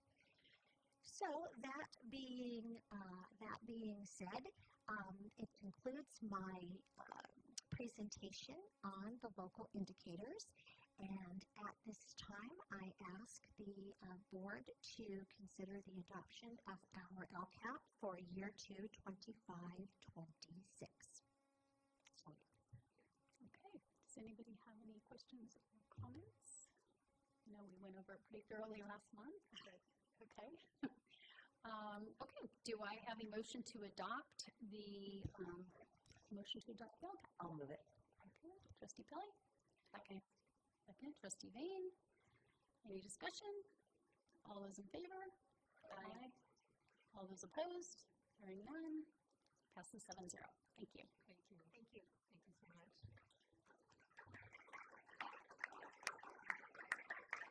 All right, next we have Ms. Holguin to present on the approval and adoption of the 24-25 estimated actuals and the 25-26 proposed budget. Yes, thank you, Board President Erickson. And as you stated last month, we provided a thorough presentation regarding the proposed budget. So with the implementation of the local control funding formula, which supports the local control accountability plan, which you just approved, we are required to have 2 board meetings. The first one is with the actual presentation of the budget, and then the second where the actual adoption takes place. So while there is no presentation tonight, being that that was presented at our May 21st meeting, we are requesting the approval of our 2024 estimated actuals and our 2025-26 proposed budget be approved. Once it is approved by the board, the reports will be sent to the Department of Education as part of the additional approval process. So again, there is no presentation, but it is just a formal approval of the proposed budget. Okay. Do I have a motion to approve and adopt the 24-25 estimated actuals and the 25-26 proposed budget? I'll move it. Trustee Thomas, do I have a second? I'll second. Trustee Page, any discussion? All those in favor? Aye. Any opposed? Hearing none, motion passes 7-0. Thank you. Thank you. All right, next we will have a public hearing on the Orange Unified Special Education Local Plan Area Annual Service and Budget Plan. All right, so actually I guess we need to do this. The California Department of Education requires, do I need to close it first? No, not yet. Okay. Sorry. All right. The California Department of Education requires each special education local plan area SELPA to submit their local plan to the Board of Education for approval and adoption. Our district plan supports programs and services for students with disabilities. I'm going to adjourn this meeting at 8:47 and reopen at 8:47 for a public hearing on the local plan for 25-26 school year.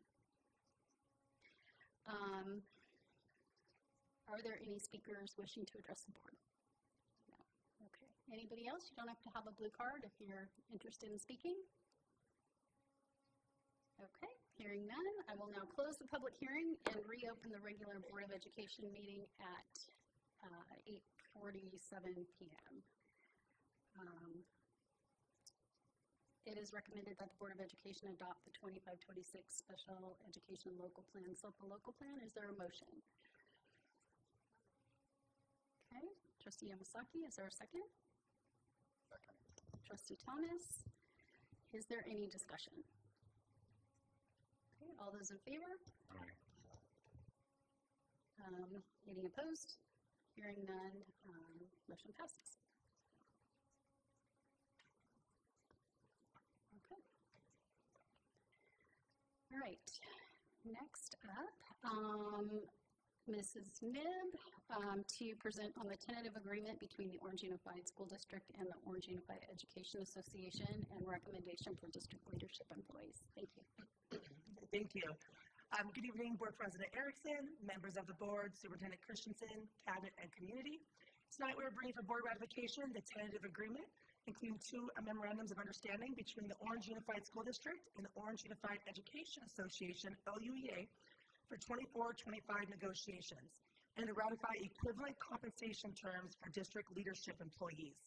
The tentative agreement concludes negotiations with OUEA for the 24-25 school year.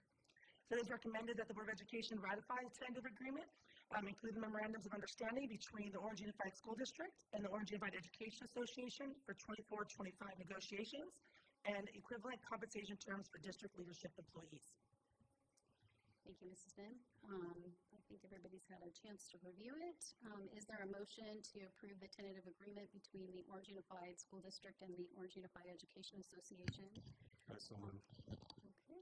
Trustee Glass, do I have a second? I'll second. Trustee Pelly, is there any discussion? All those in favor? Aye. Any opposed? Hearing none, motion passes 7-0. Thank you. Thank you. I do want to thank the negotiations team, both with the district and OUEA. We really appreciate the cycle we went through this year. I look forward to next year's. When you won't be here. Without me. Okay.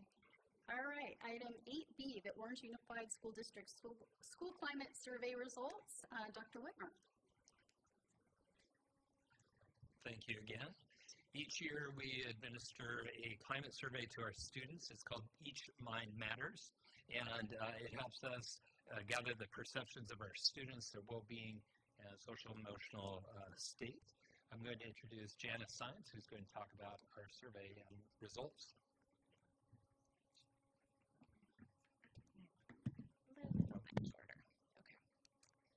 All right, good evening. Let me get myself ready. All right. Well, good evening, Board President Erickson, members of the board. Good evening, Superintendent Christensen, and Cabinet. My name is Janice Sines, and I'm the Administrator of Multi-Tiered System of Supports. I am eager to share the data from the OUSD Climate Survey, or the Each Mind Matters Survey, with you tonight. As I begin, I want to remind everyone that there is an ed code that shares that LEAs are supposed to have a climate survey annually. The climate survey is designed to inform decisions. In OUSD, we partner with OCDE to administer the Each Mind Matters survey. As an LEA, we survey our 5th, 8th, and 12th grade students. For the 23-24 school year, we added an active parental consent option for 8th grade students to the climate survey. The 5th graders have historically been required to obtain parental consent before taking the survey. Our 12th graders take the survey with passive consent. There are 5 key elements of the Each Mind Matters climate survey, including safety, learning environments, relationships, physical environments, and health and wellness. This year, we received 2,669 student responses to the climate survey, which was an increase from the 24 survey, which collected 2,307 responses. To break down the numbers a little bit more, that takes over we had over more than 1,000 elementary students take the survey, about 500 middle school students. Please keep in mind that this does not include our 2 charter school middle schools, as they conduct their own climate survey, and a little over 1,100 high school students. All right, you see a lot here. I'm going to present a comparison of the OUSD student responses from the climate survey over the 2 years, from 23-24 and 24-25. Board and Cabinet, you will notice a change in the difference section from the social and civic learning was incorrectly labeled based on Dr. Schaefer's presentation. So there's just a small change. It is a minimal change, but I did want to make sure that I correctly noted that is 11 out of the 13 measured showed improvement. All right. Anxiety and stress also showed a slight decrease from the 24-25.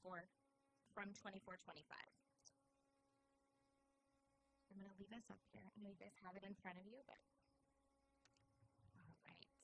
The following slides are going to take us through some takeaways from the survey. Firstly, we're going to start with a sense of physical, social, and emotional safety.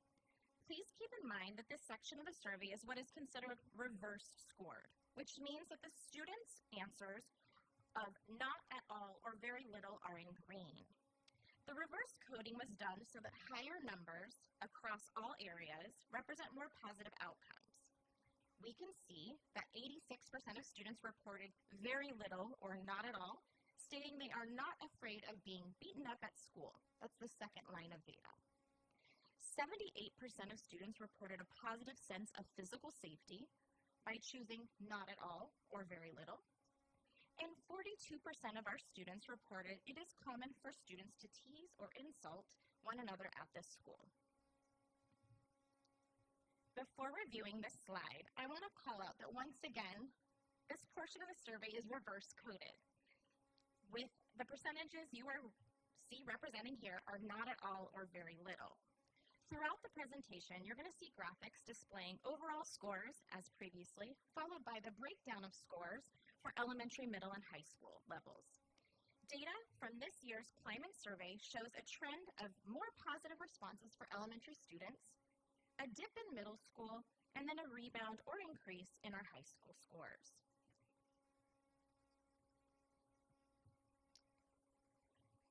Next, we're going to examine the teaching and learning section and review the support for learning. Here we see 70% of students reported my teachers encourage us to try out new ideas and think independently, the third line of data. 70% of students reported my teachers give helpful feedback to students like me, that first line of data.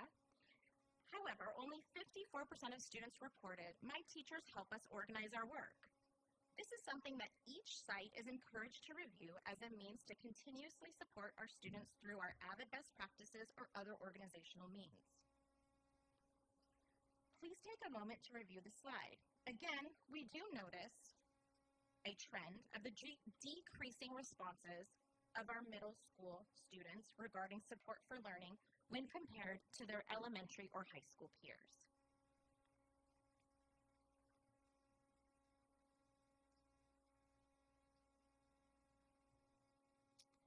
The following 4 slides highlight key points from the relationship or relational section of the climate survey. First, we see students' responses from the social supports from adults to students section.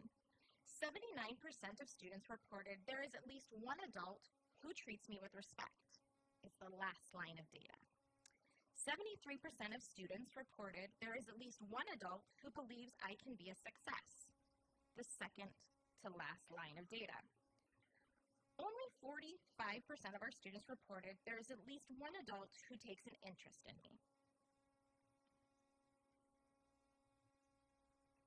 Please take a moment to review this slide. Here, we observe a similar trend among our middle school students with a lower response score in the area of one adult who takes interest in me.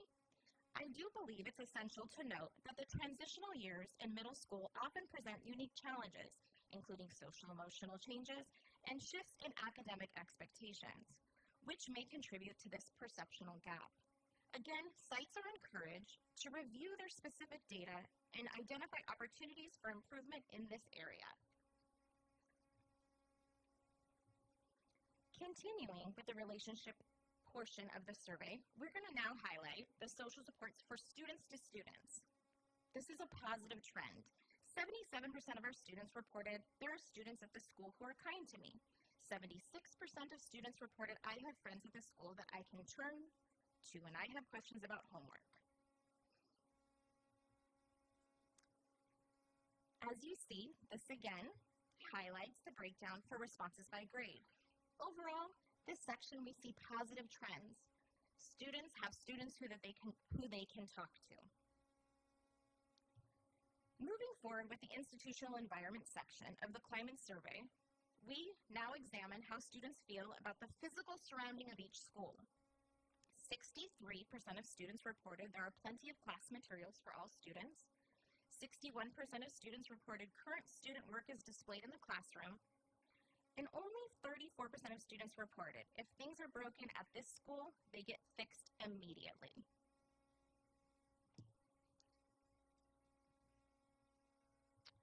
Here, we see a slight increase in the middle school responses for the following areas. A different trend that I want to call out for you guys than we've seen across. Our middle school students reported higher levels in the following areas than their high school peers. That there were enough lunch tables, bathrooms, or other necessary things outside of the classroom, as well as current student work is displayed in the classroom when we compare those to elementary and high school students. Continuing with the institutional environment section, I'm going to further highlight some of the information that Dr. Schaefer and Dr. Lin just discussed earlier. As mentioned, I have to make sure. I can't see far away. I want to make sure that the LCAP goal number 3, the area of connectedness and engagement, this is used as a metric. We see that 66% of our students reported, I learn a lot at this school, the third line of data. 62% of students reported, I am happy to be at this school, the first line of data. About 30% of students reported a somewhat score, that's the gray area, new color I'm drawing your attention to, in the following areas. I like coming to school, I feel good about myself at this school, and my school tries to involve all families in school activities. When analyzing the data from this survey, we noticed notable discrepancies between the grade spans of 5th, 8th, and 12th, as I've been mentioning throughout, which should be further reviewed at the specific school site levels. The last section of the survey I'm going to be reviewing this evening is the behavioral health section. This is another example of reverse scoring. I'm going to highlight an area where students responded fairly often or sometimes. This is the section that is orange. We see 69% of students reported they are worried about things, fairly often or sometimes, the first line of data. 65% of students reported they have felt nervous or stressed fairly often or sometimes, the seventh line of data. However, we do notice that 65% of students reported they almost never or never felt afraid, back to the green area. That's the third line of data. As noted previously, this area highlights a slight decrease from the 23-24 climate survey. When analyzing the data from this portion, we see that students in all three grade spans are worried about things, as depicted in the low percentages here. The percentages are being noted as almost never, never. So that's why it's lower. As well as in the feeling nervous or stressed. One of the most impactful parts of data analysis is the actionable next steps. Results were shared with all principals, counselors, and our Student Community Services Department. Principals were asked to share site-specific results with key stakeholders. Action planning based on these results of the climate survey are to be used for SIPSAs, assisting with planning of site professional developments, site-specific supports such as upcoming initiative, PBIS team review, capturing kids' hearts, as well as elementary GLC initiatives. Thank you for allowing me the time to share about the climate survey. Are there any questions? All right, I'm sure we have some comments and questions. No? Okay. Okay. You can go first. Nobody else is stepping up, so. Okay. Oh, thank you for the presentation. I think it's important that we collect this data just mainly to know where our students are, especially since we're able to collect from like elementary, middle school, and high school. And then I mean, some of these numbers are kind of alarming. So I know that in the actionable steps at the very end, you shared how the next steps after this data, it's the principals have those conversations with key people that they need to have those conversations with. So do the principals get site-specific data? Yeah, so each principal was shared the site-specific data for their school site, along with some prompts for to review the data. One of them, so once I sent back, because as a former site principal, right, we get a lot of data, and sometimes we don't always know what to do with it. So sharing the data this year, I took a next step and I added some prompts that they could do some further investigation or how to lead them forward. So each school site was shared that data. Okay. Can you share some examples? Like you don't have to say what sites did what, but maybe share some examples of what that looks like? Yeah, one specific that comes to mind is from a secondary individual. And so after I shared that with them, that site admin jumped right on, reviewed the data, and then he was able to share with me that he was going to move forward and sharing with the school counselors and moving some of those next spaces so that they can evaluate their next steps at their school site. Yeah, because like one of the areas of concern is that there's a high percentage of students saying that they don't have at least one adult that takes personal interest in them. So how would a school site mitigate that? Right, there's various different ways, and that's, I think, from presenting to you, to the school sites, another piece that I'm going to kind of address your question is that in the fall, with Christine Nelson. We're going to talk to our elementary counselors because it was shared with them as well. So some of them wrote back like, I would like some time to review this data. What do I do with these actionable next steps?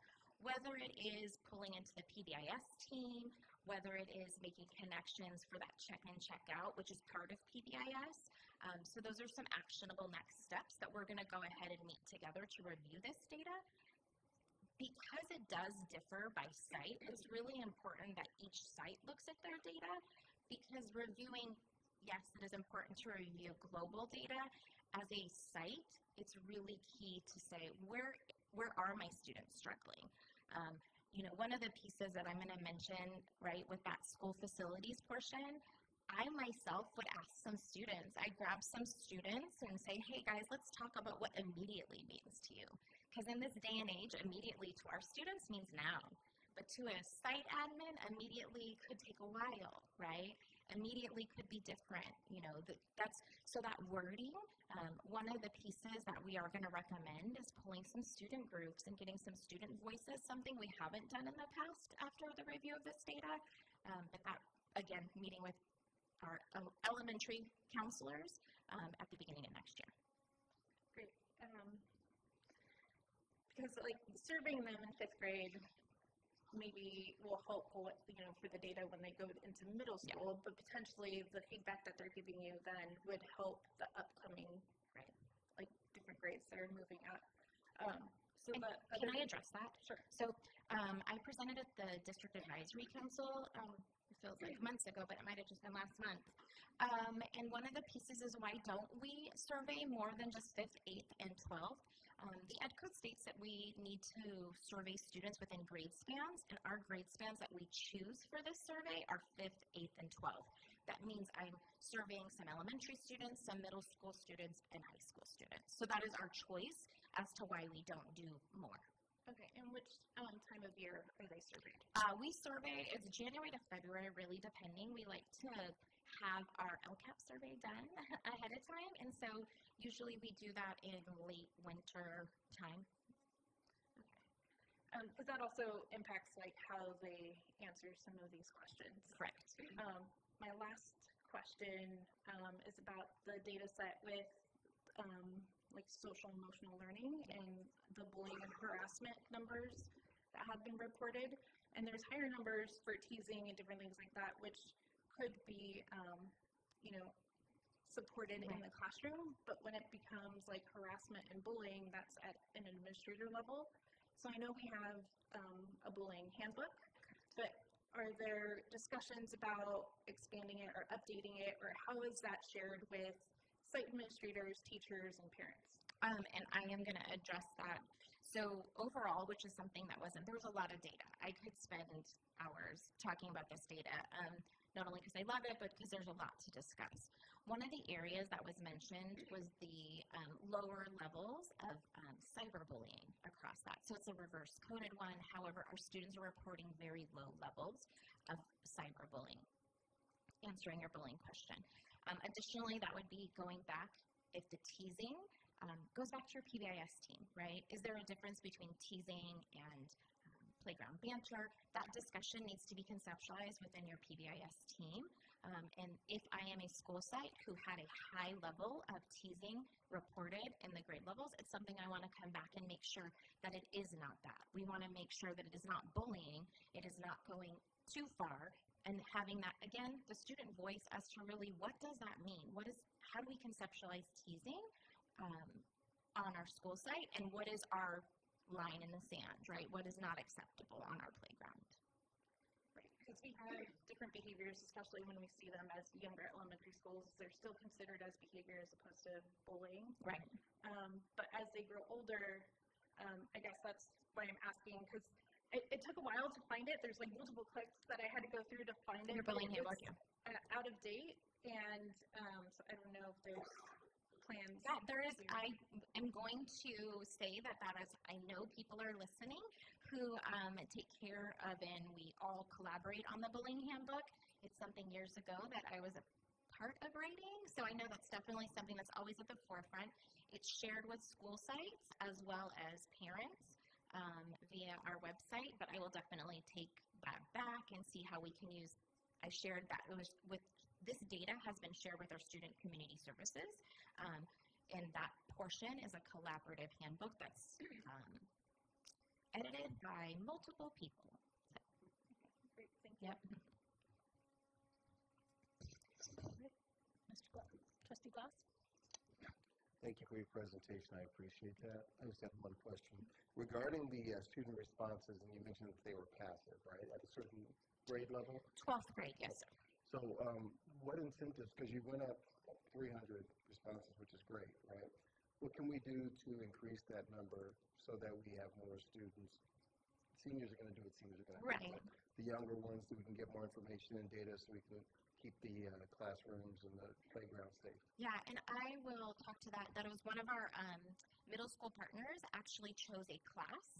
They chose their PE class because they knew that they could capture everybody.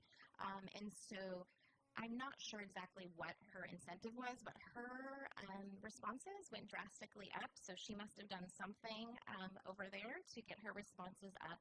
But our middle school students are just the same, right? We want to make sure that everyone can.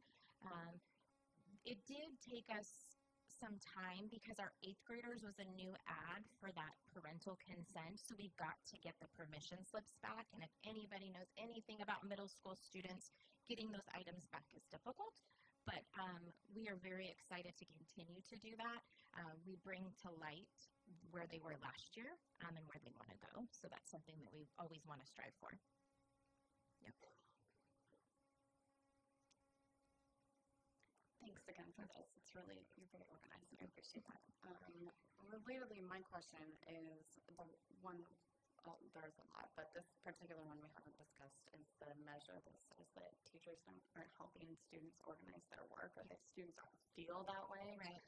So, I mean, what would be something that a principal would say, you know, how could you encourage that? I think I'm going to go back to, I was just at a task, which is our admin who just cleared their admin credential today. So we had a little colloquium, and one of our admin just talked about that, and it's truly connected to AVID. That is one of our best practices is organization. We also want to look at each school site. Is it a global issue? What do the students need for organization that they're not getting, right? Data only tells us so much, but we've got to figure out what that data means. I know that our teachers have binder reminders. I know that our teachers have AVID binders that help organize. But really calling out to the students, this is the why. Like, we're doing this to organize yourself. Like, I'm bringing this folder so my papers aren't all over the place, right? That's my way of organizing. So I do think it's just looking at it at a school site level, not that it's not happening, but maybe calling out to the students more specifically. We do this to help organize you, right? I truly believe it's not that it's not happening. I think that students aren't understanding that. The language. Correct. Yeah. Thank you. Thank you for your report. And congratulations on your assignment. You weren't here when we announced it, and I just wanted to say, okay, you have lots to do, but congratulations. Just quickly, I don't know, and you don't have to say obviously who it is.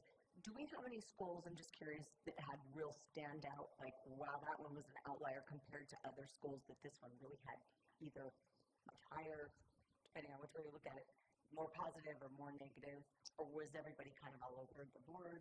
I think to be expected, right, as I shared, our elementaries had more positive.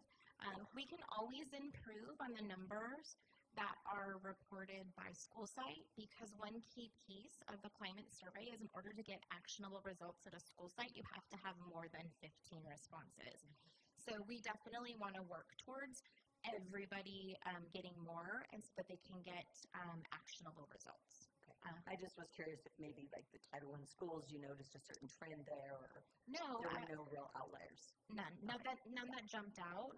Like we were worried about. There were some trends that you could see, but I've mentioned those in middle school, and then also the stress and anxiety space.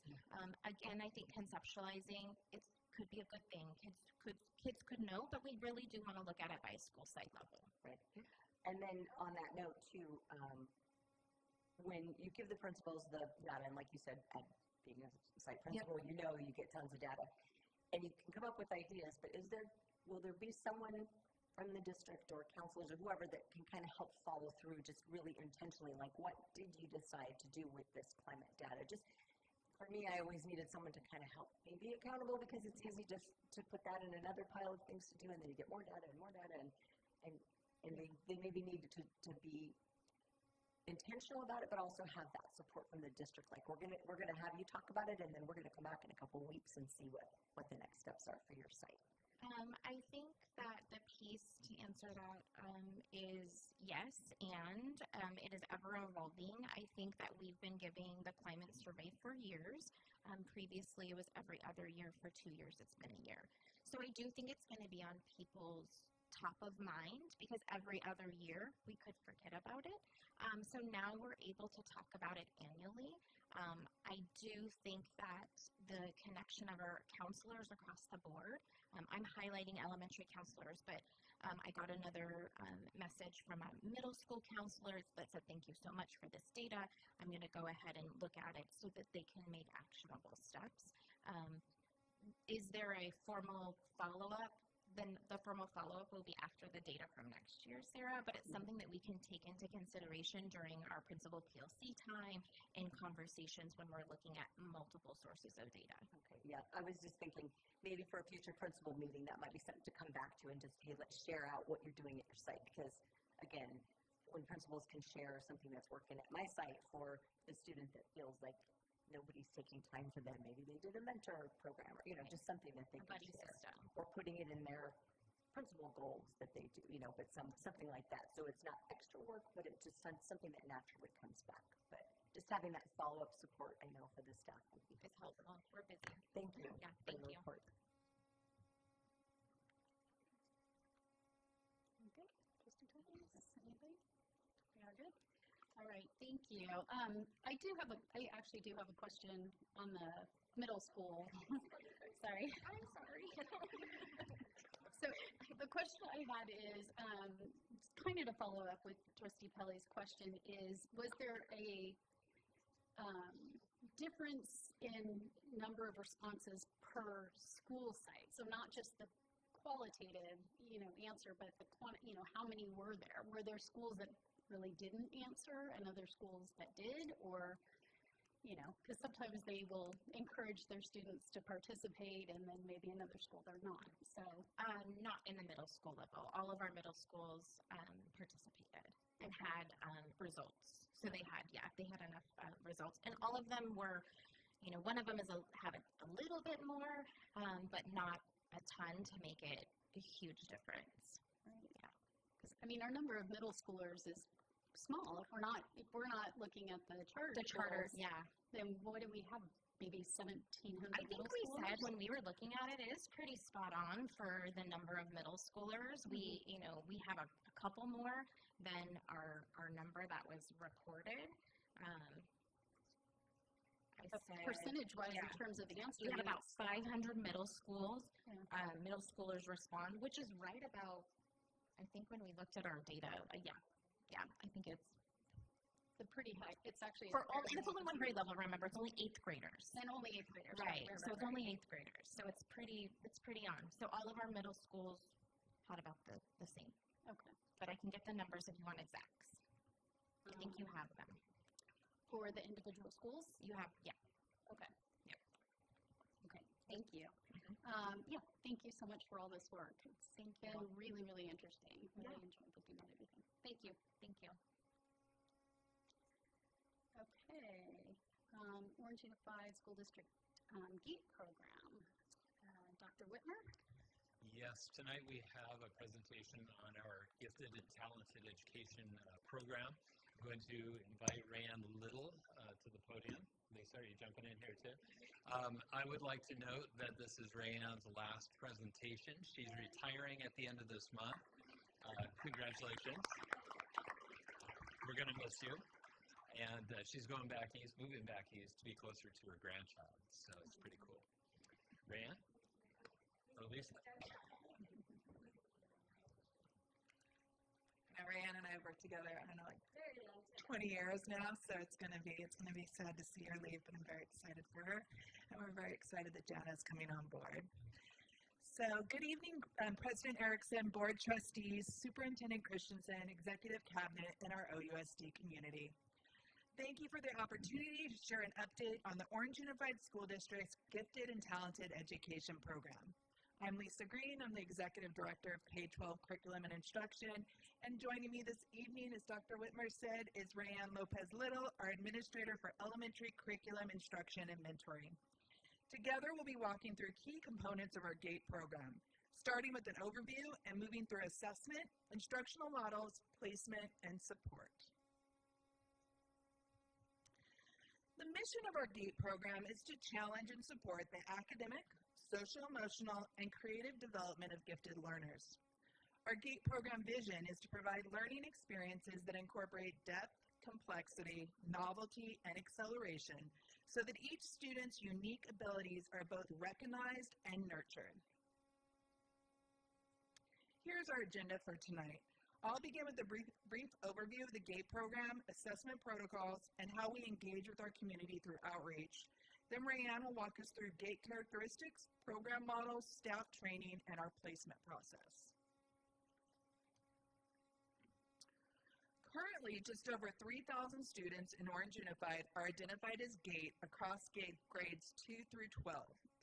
This means about 14% of our student population in grades 2 through 12. Statewide, roughly 8 to 10%, in Orange County, roughly 8 to 10% of our 2nd and 12th graders, Orange County-wide, participate in GATE. So our higher identification rate reflects our commitment to equitable access through universal screening in 3rd grade and the use of multiple measures in our qualification process.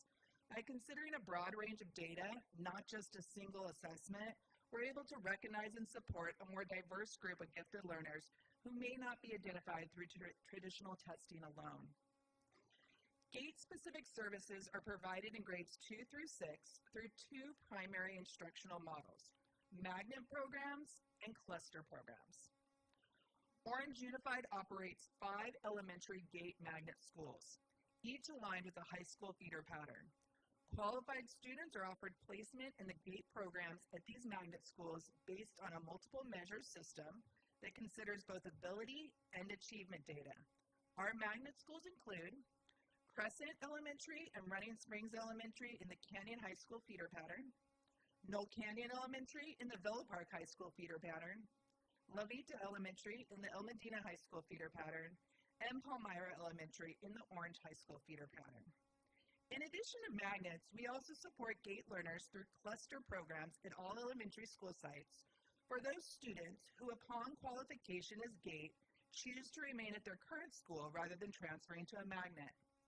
These clusters group small cohorts of GATE-identified students within mixed ability general education classrooms, allowing teachers to more intentionally differentiate instruction. And Rayanne's going to be speaking a little more about these instructional models later in the presentation.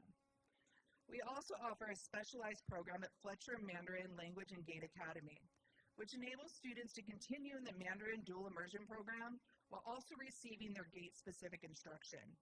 This unique model allows gifted students to develop advanced thinking, reading, writing, and reasoning skills in both English and Mandarin, with an emphasis on depth and complexity. At the secondary level, GATE students are supported through access to a broad range of honors and advanced placement courses. But it's important to note that these courses remain open to all students, regardless of formal GATE identification.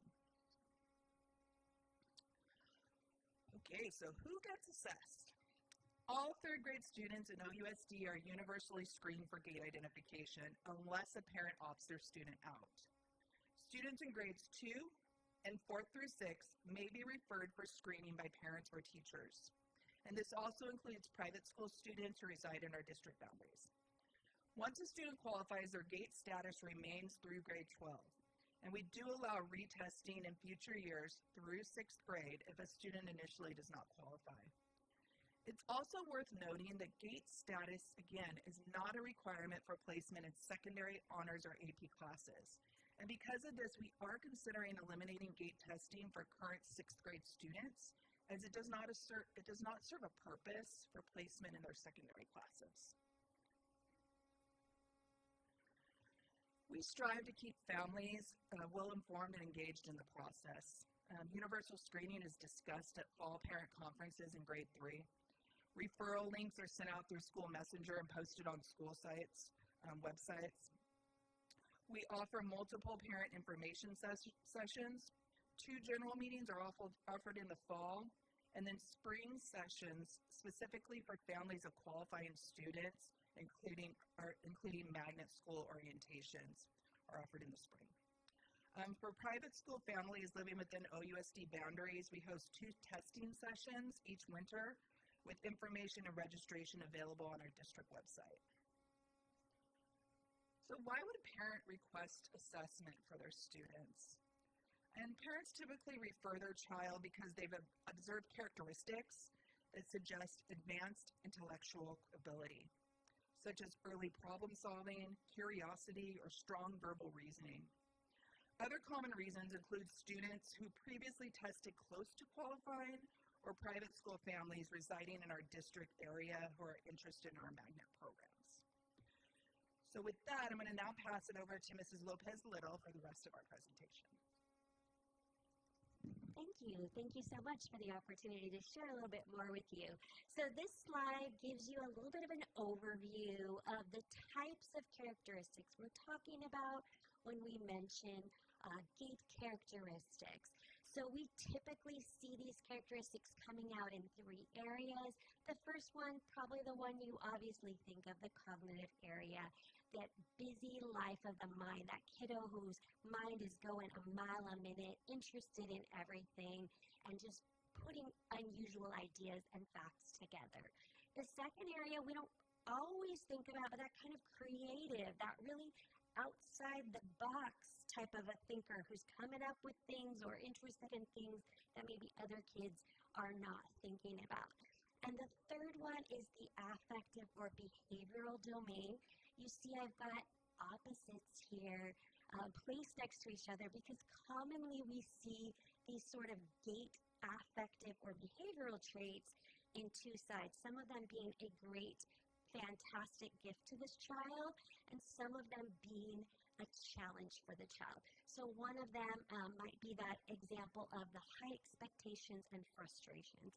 Really commonly a gifted young child, they see what could be achieved, but actually being able to execute that might be a very difficult thing for somebody living in a 6 or 7-year-old body, and that can create some frustrations or even some behavioral type outbursts that happen. Sometimes gait kids are passionate about a topic to the extent where they maybe don't want to engage in other topics that are not of interest to them. So these are common characteristics that we see, and we strive to educate our families and our educators about these qualities. So I had the opportunity to give a lot of parent meetings talking about our GATE program, and I noticed in all of these meetings very often parents come to me with a lot of worry and anxiety. That GATE label, that GATE process just kind of brings up that emotion for a lot of folks. So I like to approach them and begin with my take as a parent. Also, who does not like to talk about their children if you are a parent? So I love to do that, but it also helps to show that we have different types of students and their pathway is not necessarily set when they're a 2nd grader or a 3rd grader.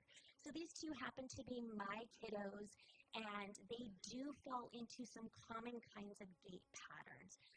My son on the left here, he was early identified in 3rd grade. I remember the gait coordinator calling me and telling me, oh my gosh, he scored so high. And I thought, amazing, he's going to Harvard, he's getting a scholarship, my pathway is going to be easy. Y'all laugh because you've seen many students and many of your parents that have experienced this with your own children. I put him into the GATE magnet.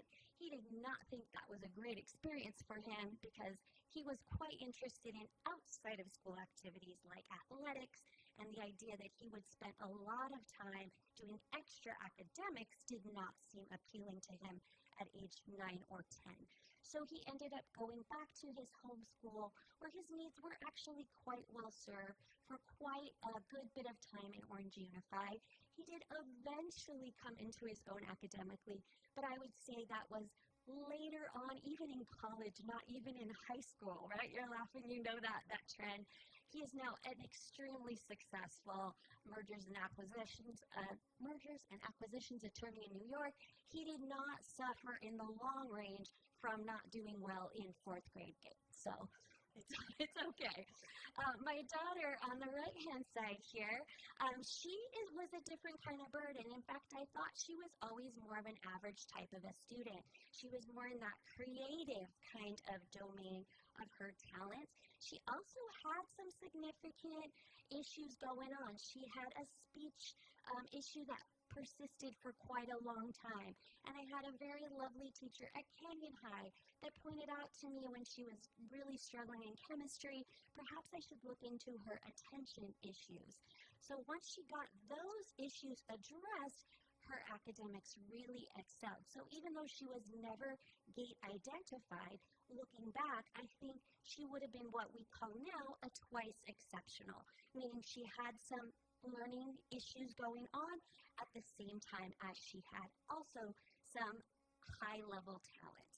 That kiddo you can see there, she went to grad school at Columbia University, and she loves to tell her brother, who was the GATE student, that he did not get into Columbia University, but she did. So my message to parents is there are many pathways, and where your kiddo is in the 3rd grade or the 5th grade or even the 9th grade is not the end story. There are many ways for them to develop the gifts. We offer our GATE programs to meet the needs of our students, but we don't ever want any parent to feel like we are closing a door on them. There are many opportunities throughout their whole career. So, if your child is GATE qualified, what does that communicate? It communicates that we have noted that potential at this point in time, but it is not necessarily predictive of all that will happen.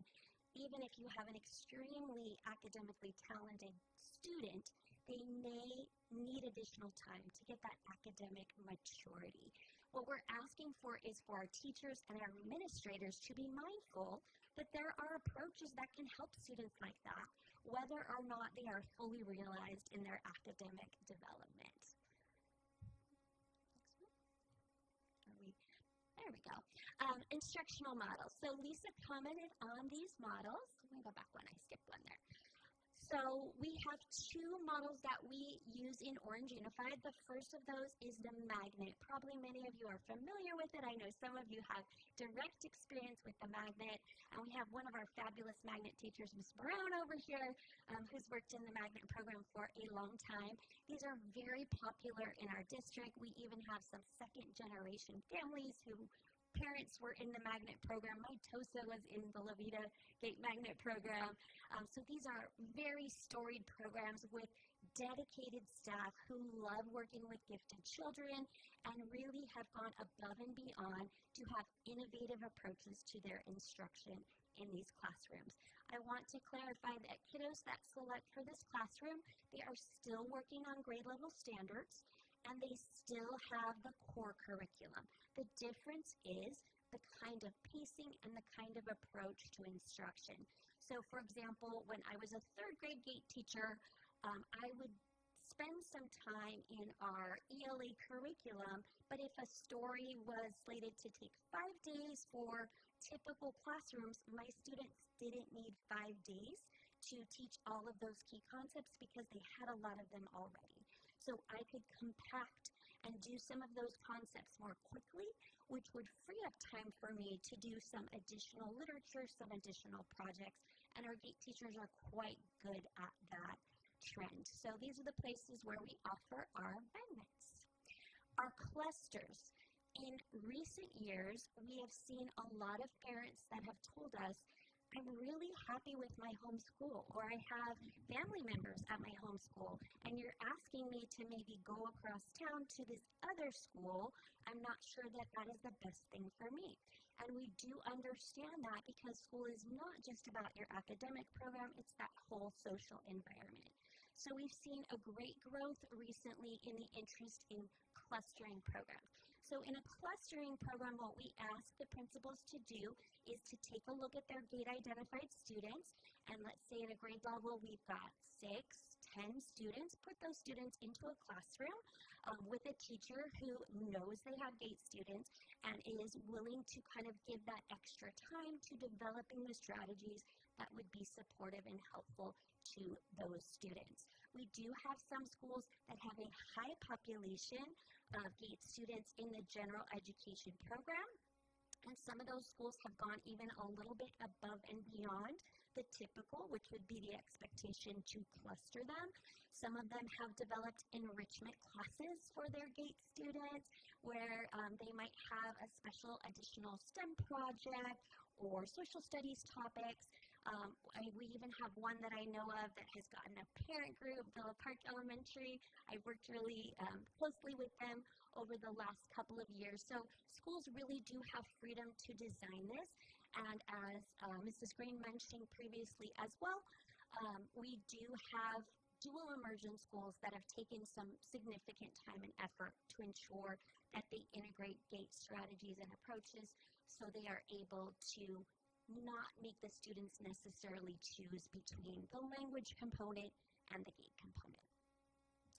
We do have several strategies that we recommend for our classrooms, whether they be a magnet or a cluster. Our magnet teachers, because that is all they do, they kind of are the experts in those gate strategies. For our general education classrooms, we take a little more deliberate approach and ask them to share specific strategies with students.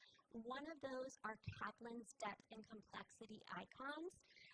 These are a set of prompts that students begin to learn that prompt them to think in a variety of ways so that they can go a little bit deeper in the curriculum or they can connect things they might not otherwise connect. I know our board members often go out and about in the classrooms and you might see these prompts or icons in the classroom. So if you do, that can jog for you. This is where we're coming from in asking depth and complexity. We're asking students to think about things like, what might be the big idea here? How could I look at this from a multiple perspective? Great to ask students about this. This idea comes out of a researcher at USC who is still with us and I believe doing a summer workshop this year. Yeah, I heard that. Right. We do a lot of training and support for staff here in Orange. We have school sites first coming to this.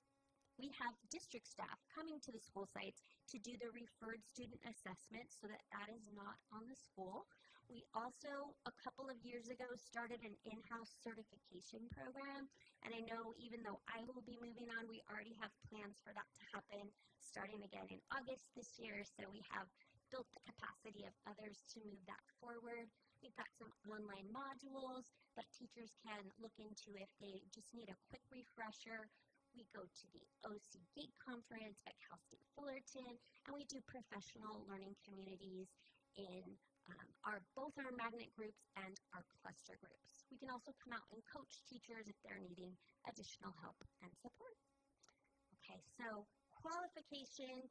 Lisa mentioned that we don't only look at the GATE score. The GATE score is one thing that we look at. We do use nationally normed tests, and we do ask for a minimum score to be considered for qualification. For us, that's the 86th percentile for second graders and the 80th percentile for third through sixth graders. As Lisa mentioned, that is a little broader grouping than we see in some of our neighboring districts. Some of our neighboring districts only consider students who are scoring in the 90s or sometimes even beyond that, but we want to field a little more inclusive net. And then we also look at performance data. We do also have a pathway for students who might miss the benchmark on the GATE test, but do have extremely high performance data. That is on a space available basis. So we would first place the students who have met all the qualification, and then if space remains in the program, we would be open to students who would like a trial placement in the GATE program. Okay, this tells you a little bit more about the COGAT, the areas that it tests. Often I'll field questions from parents about my child who's a super high achiever, did not do as well as I expected, and I reiterate, the reason might be that these are novel problem solving. It's more like riddles. It's things they would have never seen before.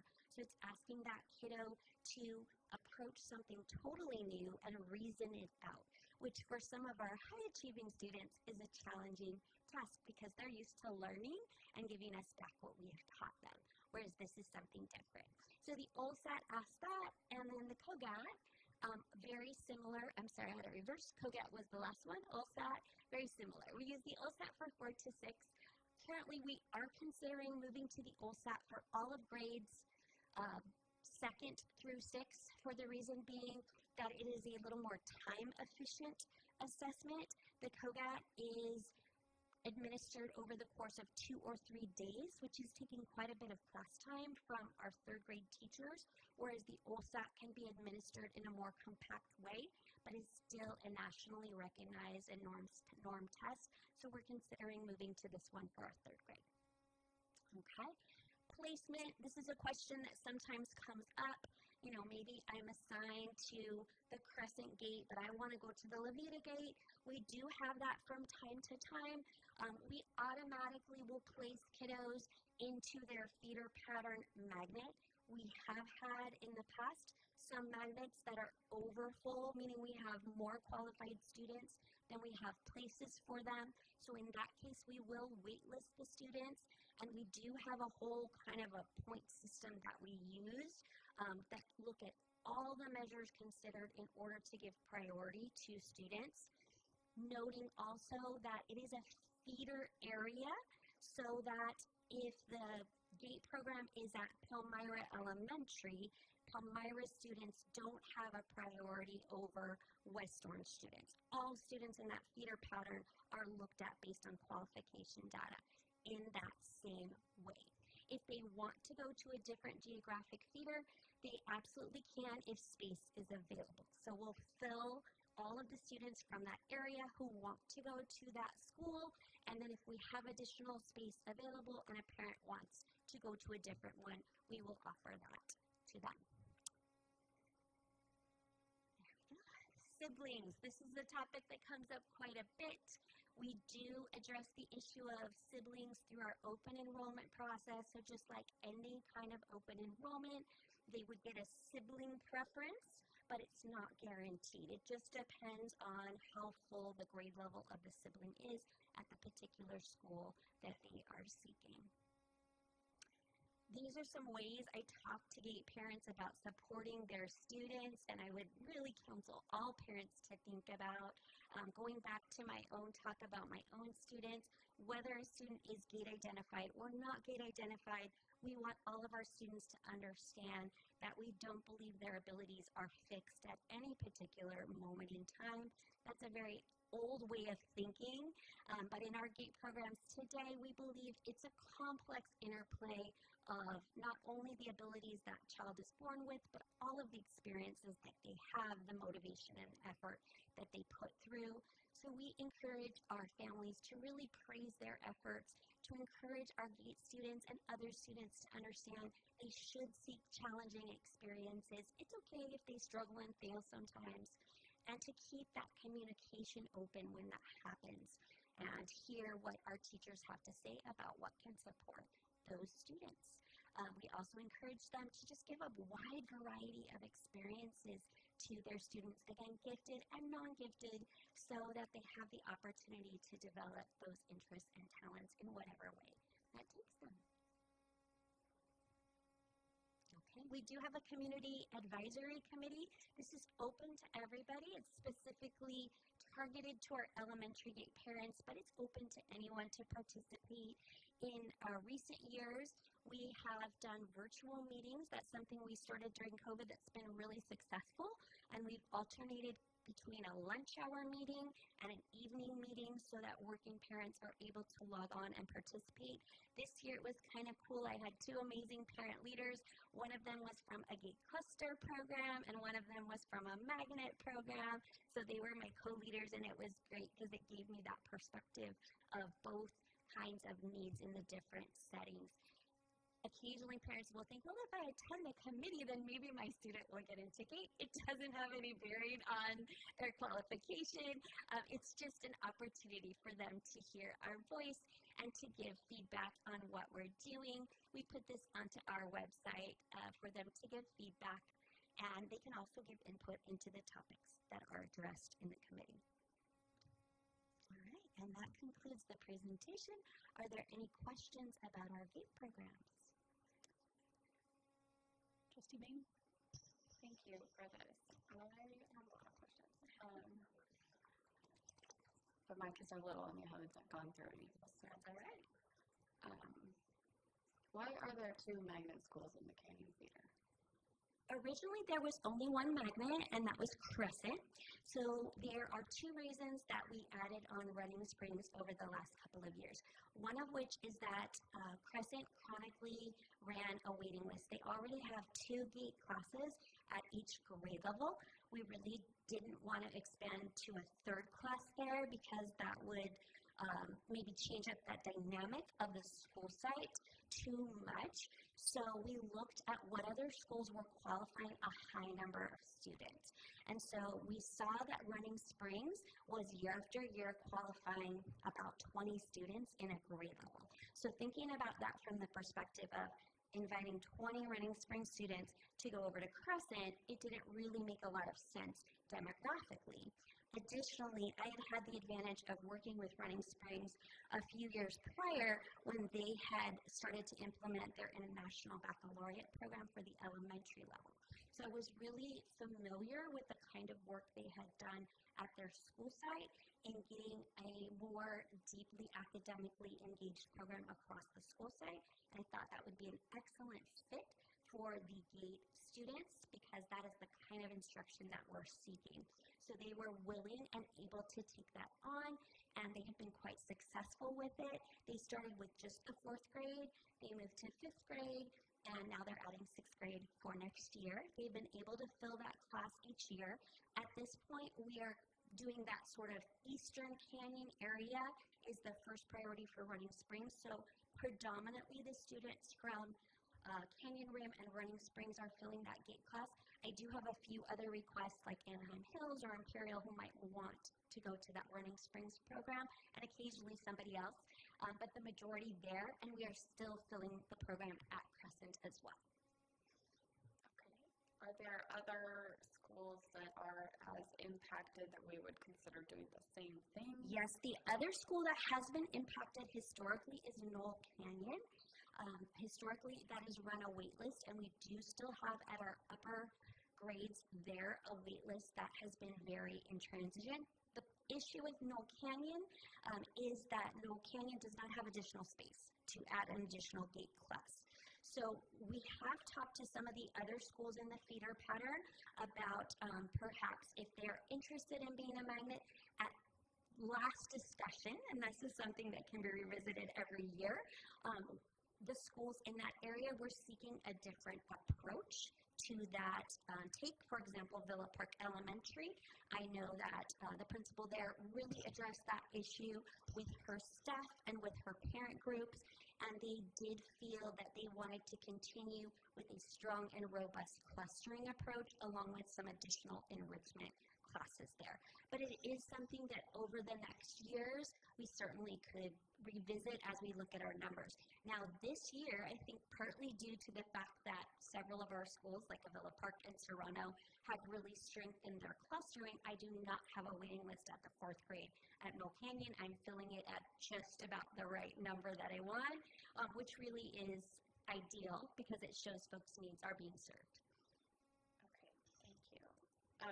So you said that schools have a lot of freedom to design their programs, and you just mentioned this additional enrichment programs. And then what I was wondering is, anecdotally, parents might hear, oh, this school's GATE has this, and this one, is there not also some, for the clusters, I guess, some more standardizing, like, okay, yeah, each one needs to have some enrichment programs, or, So the thing that we ask of all of our clusters, and if you think about the scope of our entire district, some schools might have, 40, 50 students.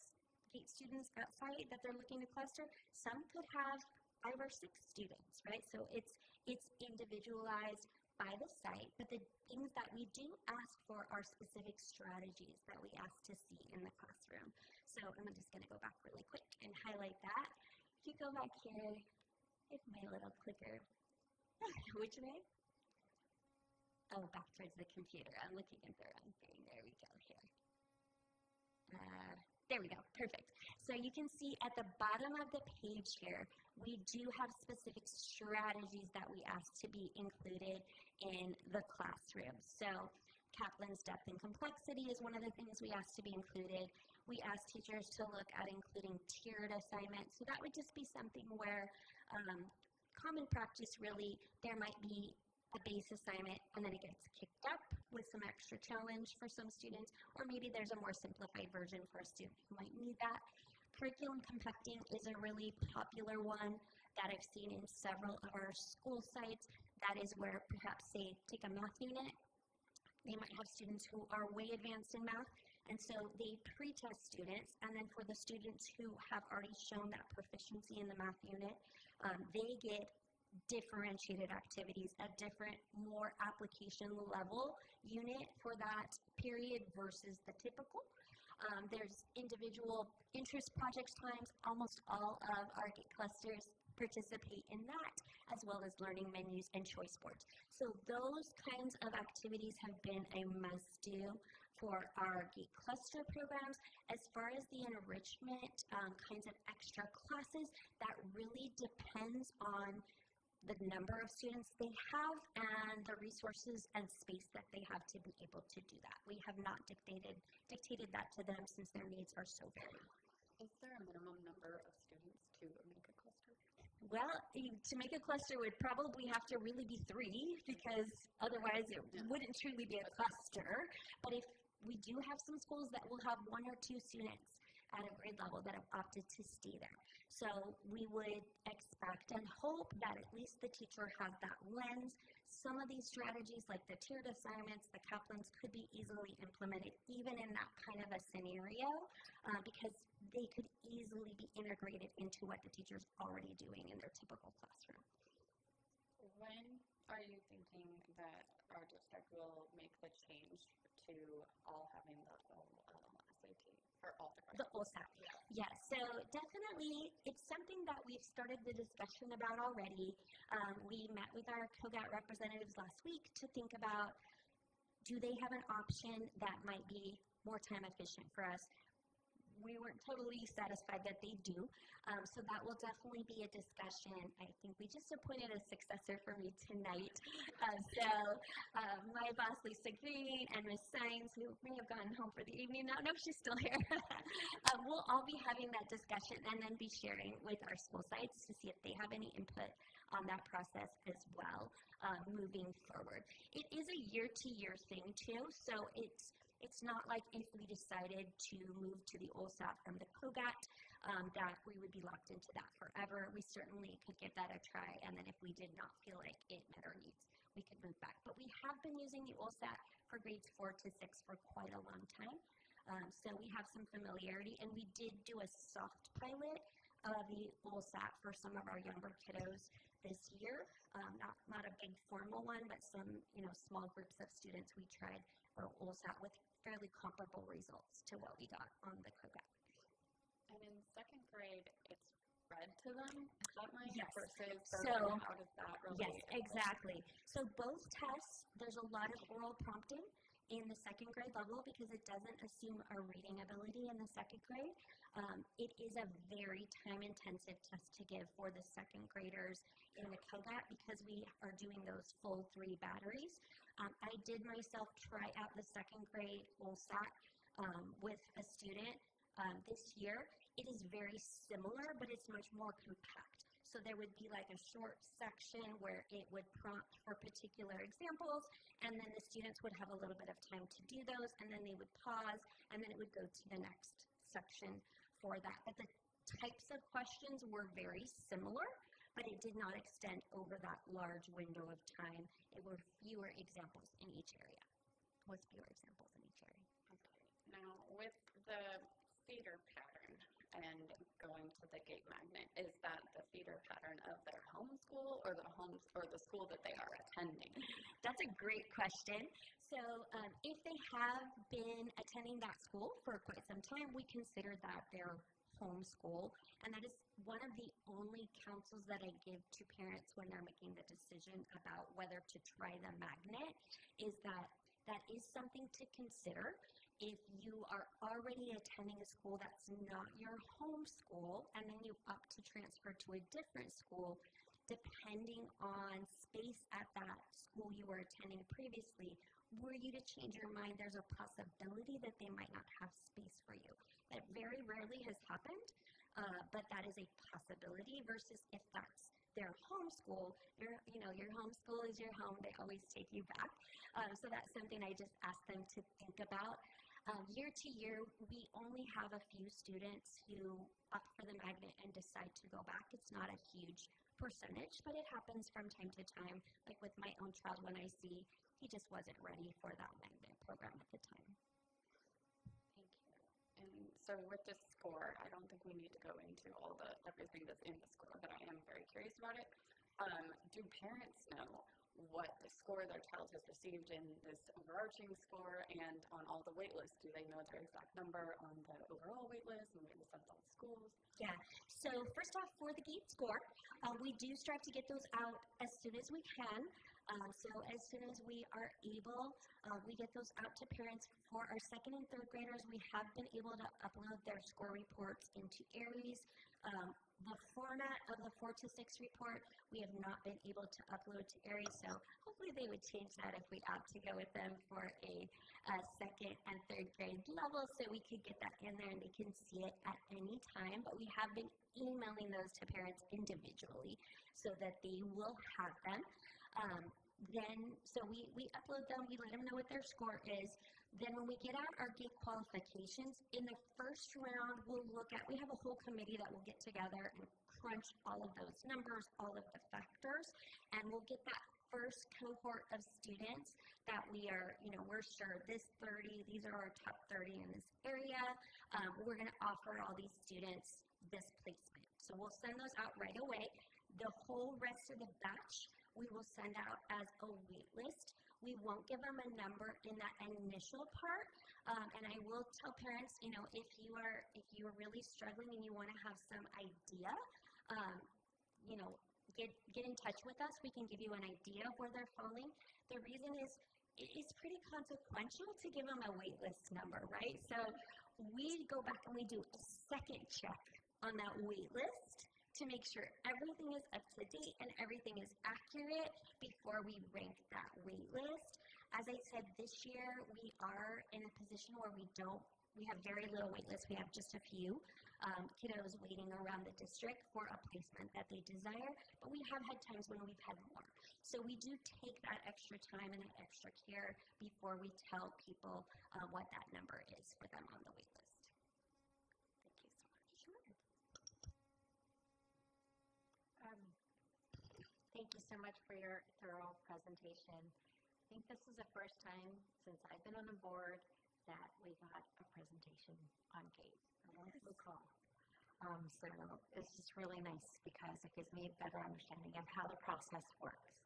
I have had experience with GATE with my own kids, and I can tell you that it has evolved so much over time in a good way. It's now so much more equitable, so much more transparent, and so I appreciate that.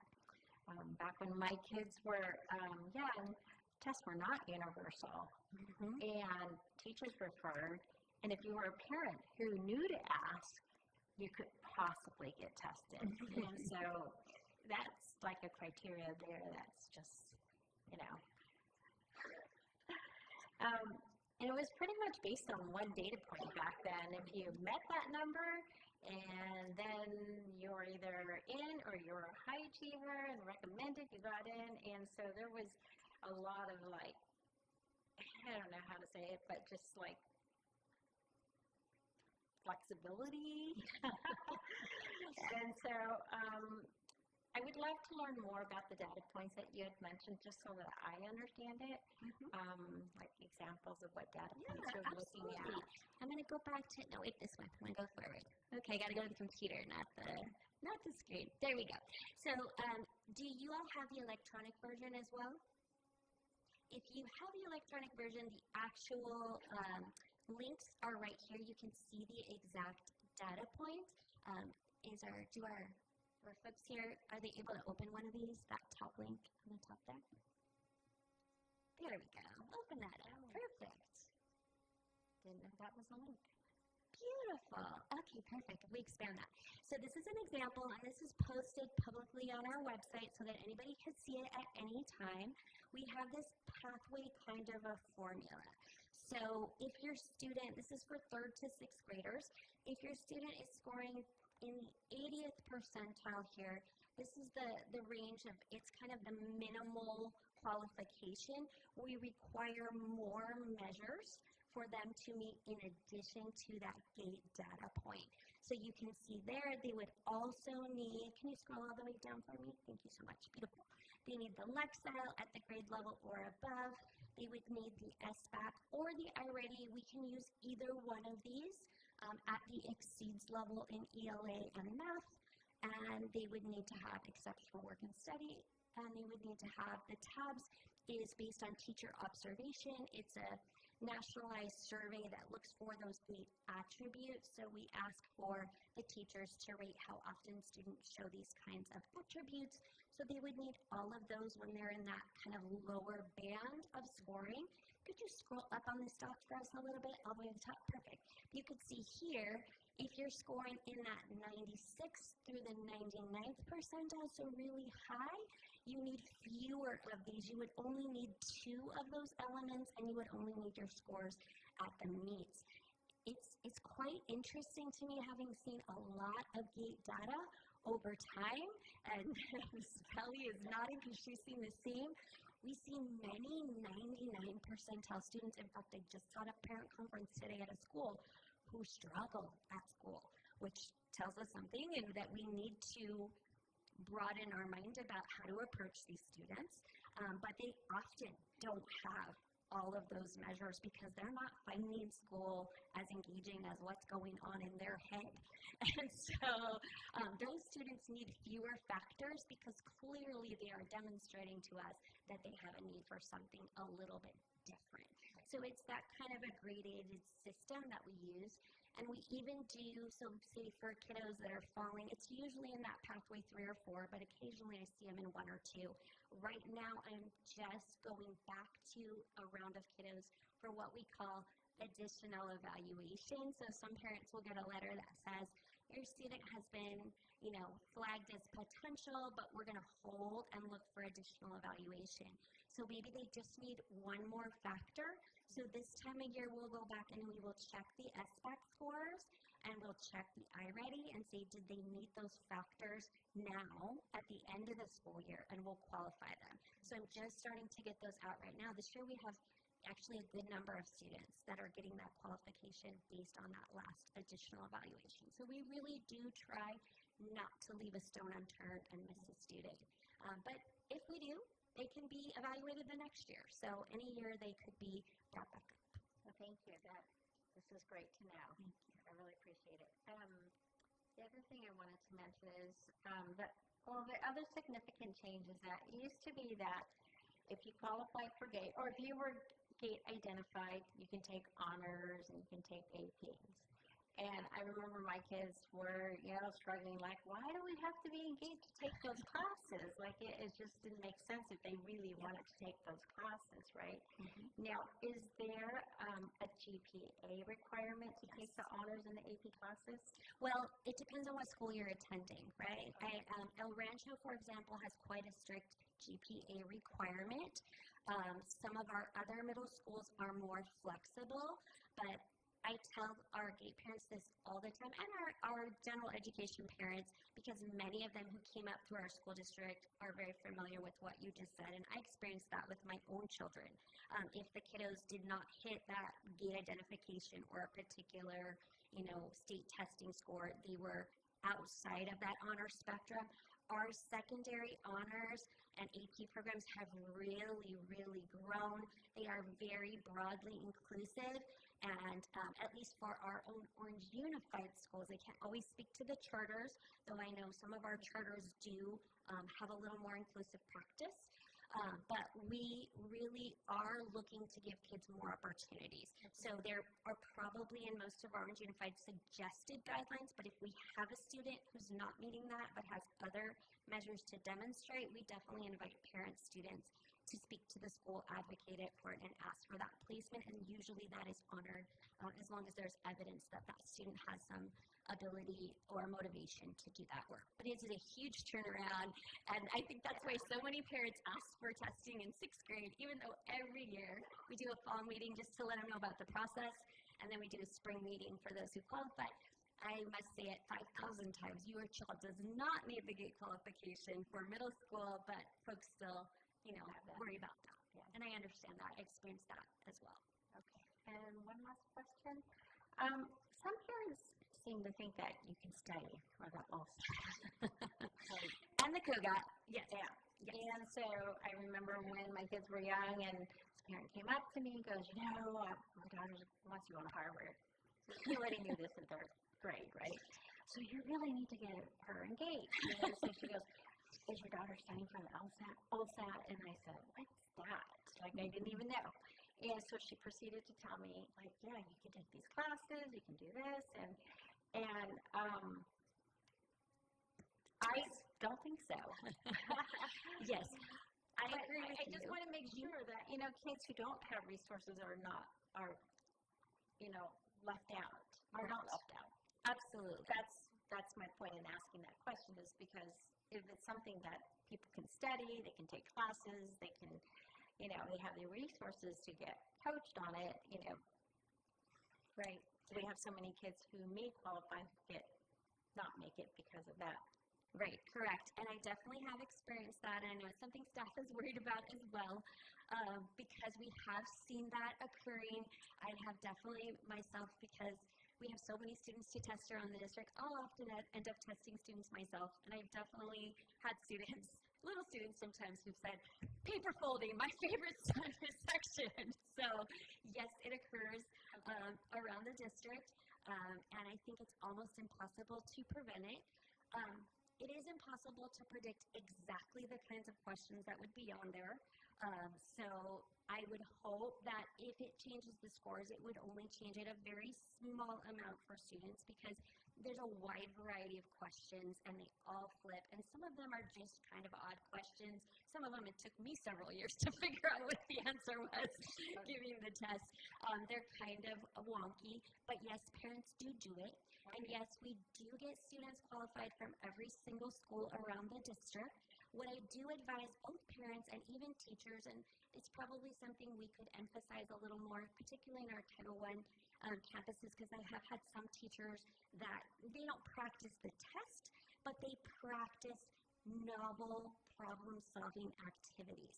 Because that is really the thing that will trip kids up. It's not necessarily the content of the question, but the idea that, and I will tell kids this when I give the test, this is probably something you've never seen before. You're not supposed to know it. It's something you're supposed to look at and reason out. And that will trip up a lot of students who maybe don't have the opportunity to do that kind of outside the box or riddle thing, because they'll get nervous and think, I don't know how to do this. I'm not going to answer. So that is the one thing. But yes, it's always a concern, and that is why we use multiple measures too, because just scoring at that high level will not be the only thing to get you in. And okay, that wasn't my last question. This will be my last one. So back then, that same parent said to me, and if you don't get qualified, you can go to an outside testing agency and bring that score in. We don't honor outside testing agencies anymore. No, we don't. Yes. So these are people who are trying to manipulate the laughter over there. We have some good experience too. They try to manipulate the system so that their kids could get an advantage. And I mean, we're all advocates for it. Sure. So I appreciate that. But my whole thing is that I want to make sure all kids are given the resources. Right. Absolutely. All right. Great questions. Thank you. These were all great questions. Before we move on to our next trustee, however, we need to have consensus that we're going to go. We're already beyond 10 o'clock. So do we have consensus to keep going? We have board comments, we have public comment, and we probably have more comments here. So 10:45. Is everybody okay with that? I'm assuming maybe some of our commenters may have left by now. I would say 11. Okay, is that a consensus amongst everybody? 11? Okay, all right, go ahead. Who's next? All right, well, I definitely hear your passion behind presenting and then answering all these questions. So thank you and congratulations on your last presentation. Thank you. I have some questions on community outreach. I think it's slide 6. There's parent information sessions, and so I think I've attended one a couple of years ago. My former principal's telling me that I did. So how do we do outreach to non-English speaking parents? So I myself am bilingual, so I've done DLAC, and I've also done some Spanish virtual parent meetings. I didn't have great luck with the virtual meetings in Spanish, very low attendance on those, but they were well received at the DLAC meetings. So I think definitely in recommending, that outreach to continue as I move on, that would be my recommendation. And even though my successor is not bilingual, we certainly have lots of wonderful translators and community support folks who could go and present alongside and provide that. And I think that in-person approach has been really well received by those communities to learn more about the gifted programs.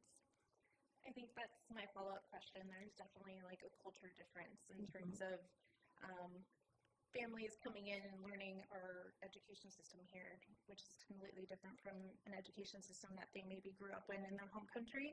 And so is that something that we could potentially explore on how to be able to communicate that of like what would be the benefits to their child being enrolled in GATE? Absolutely, 100%. There are a couple of factors that I think are a little bit barriers. One of them is just what you said. Maybe folks are not familiar with that and how it would impact.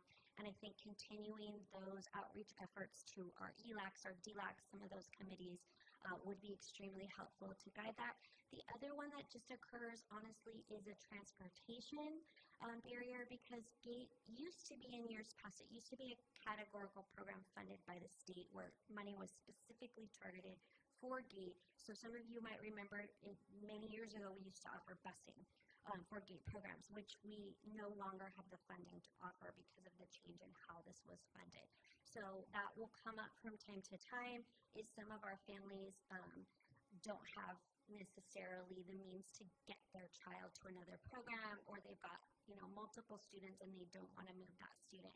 So that one is a challenge. I know I was just talking to our Palmyra principal that serves our Orange Feeder, and she was, a little bit anxious, saying, "You're going to talk a lot about the clusters, right? Because we want those kids to come to Palmyra." And it really comes back to how do we meet the needs of our students, right? So if the students' needs truly are best met in that home school, and the school is really committed and able to provide for them, they maybe don't necessarily need to go to the magnet. So it is a dual approach. Palmyra is an amazing school. I love their program, and we want to continue to build that up, but we also want to offer that additional option of, if you feel welcomed in this community and the teachers are receptive and able to support that program there, for example, like a Fletcher that really worked for that, then we want to support that school in doing that for those students and families. Definitely. My daughter is a benefit to that. The majority of her grade qualifies, and so they just converted that entire grade, the American grade, to be a cluster. And so the teachers are amazing in how they do it. They give it as an option to like all the rest of the students. So they've completely changed how they teach curriculum in this class. And she just comes home and is super excited about all the different things of how they do it based on everything you just shared. That's amazing. I'm so happy to hear that. Those are all my questions for you. Thank you. Just quickly, great presentation by your whole team. Thank you so much.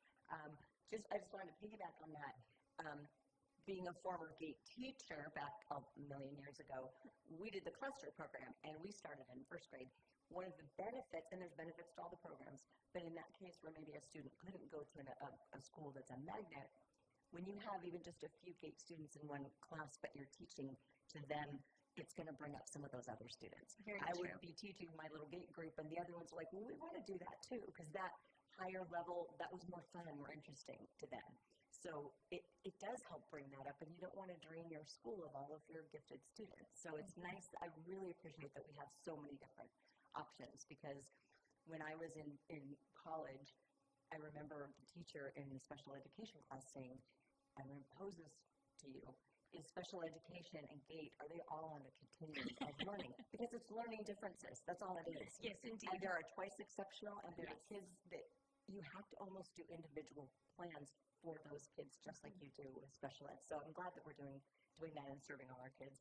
Other than that, I just want to congratulate you on a wonderful career. Oh, thank you. And I enjoyed working with you very much. You do a great job, not just with this, but with so many other things. You as well. Thank you so much. But enjoy. Thank you. I highly recommend it. Many of you who I have had the opportunity to work with in different capacities, from parent to visiting my school when I was a principal to working on different initiatives, I just want to thank you for all the support over the years.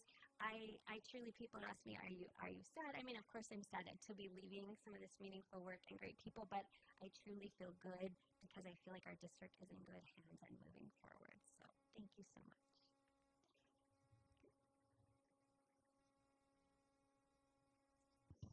Just want to say thank you very much. I learned a lot. I'd always wondered how my older brother got into the GATE program at La Vida 48 years ago, of course.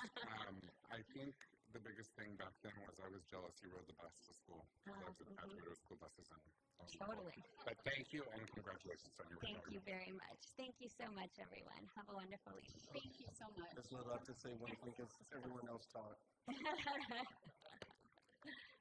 So just real quick, and I want to thank you for supporting my family as they've gone through the program at Palmyra, when it was just Palmyra and not Palmyra Gate Magnet. But just briefly, please share the credentialing or the certification for teachers so that people know, because we've had Ms. Choi, Ms. Rowe, Ms. A. Campbell, Ms. Koo, and Ms. L. Campbell, and they've been fantastic. And I know for a fact that those teachers have certain GATE certification, which I think is the cherry on top to this whole thing, because they get to see what some of those multiple measures are done for the students, and that really solidifies why students are selected for the program.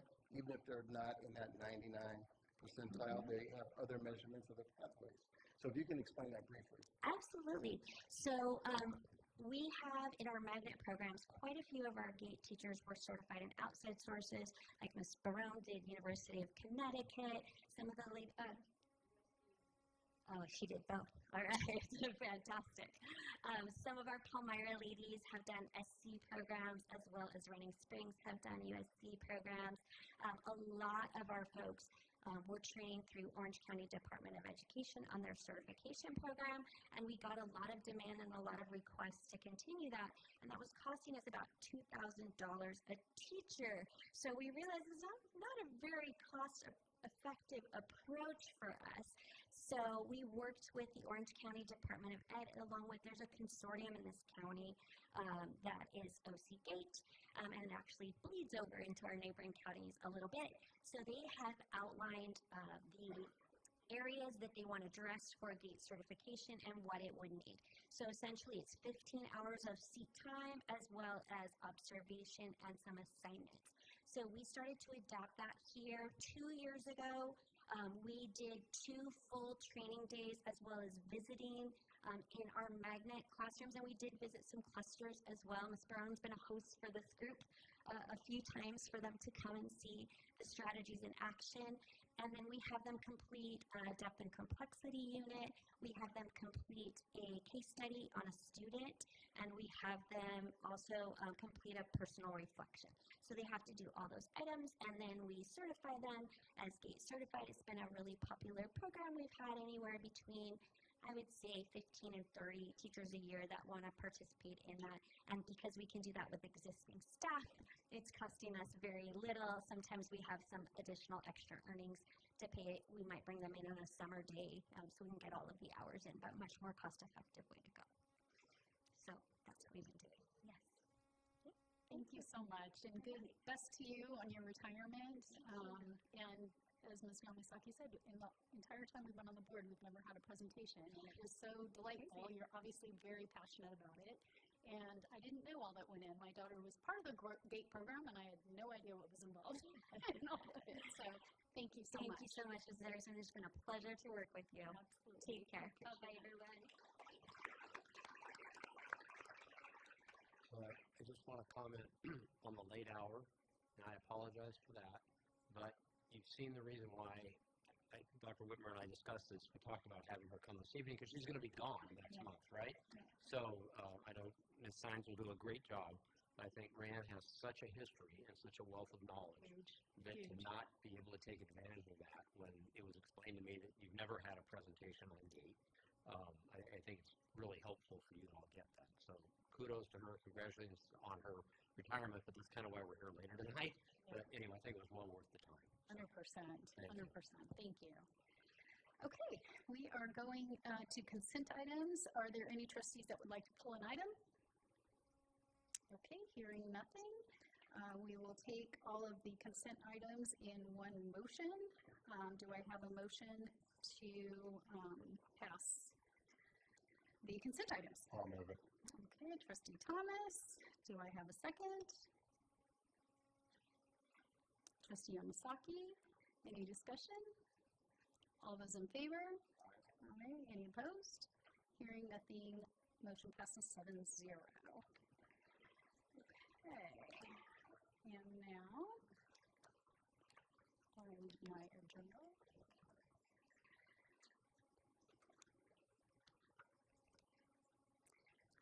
Let's see where we are. I apologize. Okay. Now we move on to public comment. Madam Clerk? There's 3 comment cards. I'll just share all 3 names, and then we can come up. Jennifer Elkins. And then afterwards will be Esteban Villa, and then Carlos Sanchez.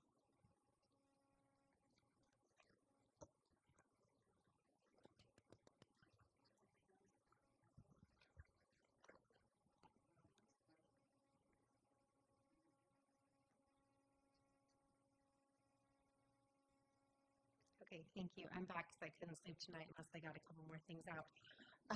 So just for your consideration, the population that was showed for Imperial did not include our special education students, and I can guarantee you they're very much a part of our community, and whether they're at Imperial or someplace else, they still occupy 4 classrooms. In fact, one of our special education teachers said, I found that downright insulting that we weren't including in that number. So just make sure you're looking at that as well. Additionally, I was just curious because I didn't see it mentioned in the presentation. I'm wondering if Canyon High School has the same decline in enrollment as, say, Orange High School or Medina High School. So I'm wondering if there's even a need to consolidate schools in the Canyon Theater program. And then finally, combination classes kept coming up over and over and over again. And as a teacher, I've taught combination classes. It's not my favorite thing to do, although I have. But what I can say is that I attended Riverdale Elementary, and 1st through 6th grade, I was in a combination class every single year. I turned out quite successful. I made it through even when I was in combination classes. So as a parent, I can tell you that if you said to me, okay, your daughter can either be in a combination class 1st through 6th grade and she's going into 1st next year, or be at a mega elementary school, because 1,000 students is ginormous, I would 100% of the time choose a combination class every time. So that is definitely not a be-all, end-all when we're looking at what's best for students. Thank you. Robin?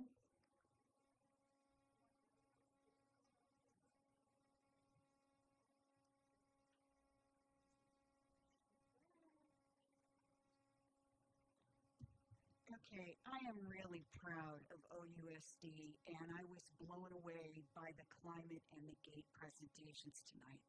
They were fantastic, so thank you guys for all of that work. Okay, I also want to thank Trustee Yamasaki for one of her comments this afternoon in our learning session, and it was about her thoughtful observation regarding private schools and charter schools siphoning off our students.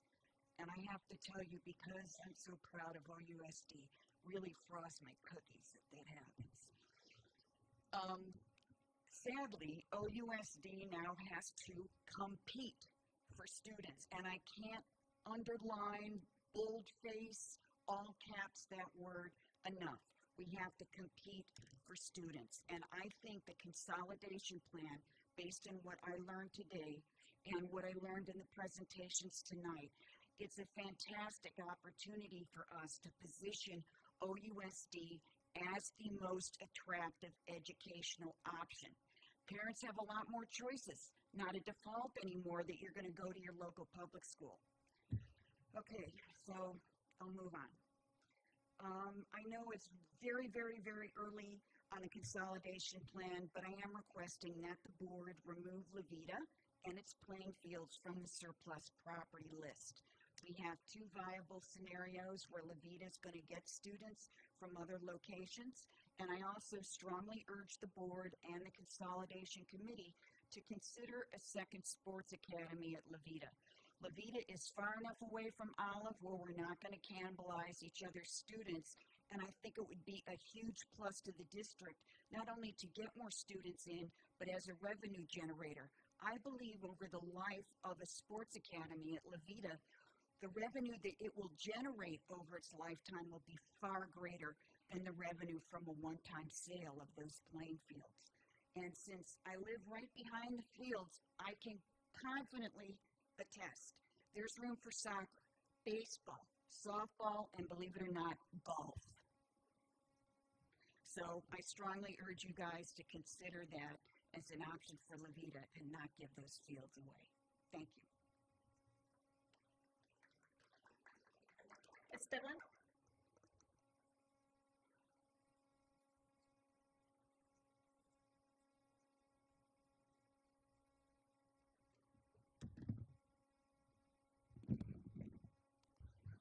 Good evening, trustees, superintendent. My name is Esteban Villa. I'm here as a classified employee. I just want to address a couple of things. As one of the school board meetings that I spoke on, April 16th, after the Bus Appreciation Proclamation, I received a phone call that Susanna Solis wanted to talk. I met with her on April 23rd, 29th. She sent out a letter on June 9th, and that will be following up with the investigation, so I appreciate that. But also, I'm still dealing with the retaliation. Since I've spoken out as of last year in June, it's been a whole year. I'm starting to suffer from that. My paychecks, I'm barely scraping by. All I'm asking is for I'm not asking to rush the process, but at the same time, I email my director, Christina, at times, or management. When I email, there could be days where I'm not receiving a response. But when they want to get a hold of classified, an issue, they're bugging us. You guys own our messages, phone calls, emails, whatever it is. We get pressured. But it seems like when classified employees bring up situations, it's not a big deal.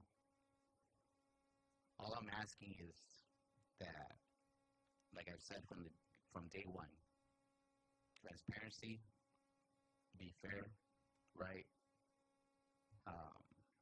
But it seems like meeting after meeting, whether it's with transportation, HR, I'm still waiting for responses.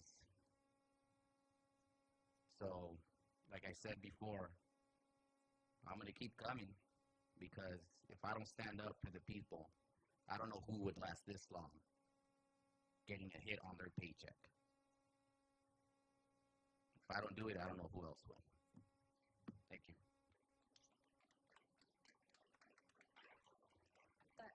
concludes public comment.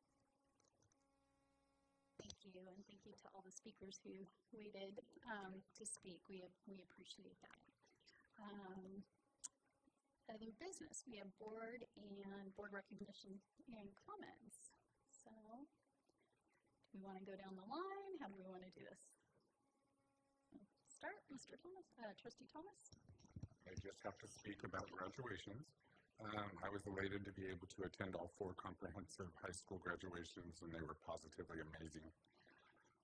And I just need to thank everyone, maintenance and operations, including custodians, setup and teardown, IT, our amazing communications team, our very own professional photographer, Mr. Sullivan, our transportation department for getting choirs and bands to and from Kelly Stadium, high school principals and their teams coordinating and reading the graduates' names.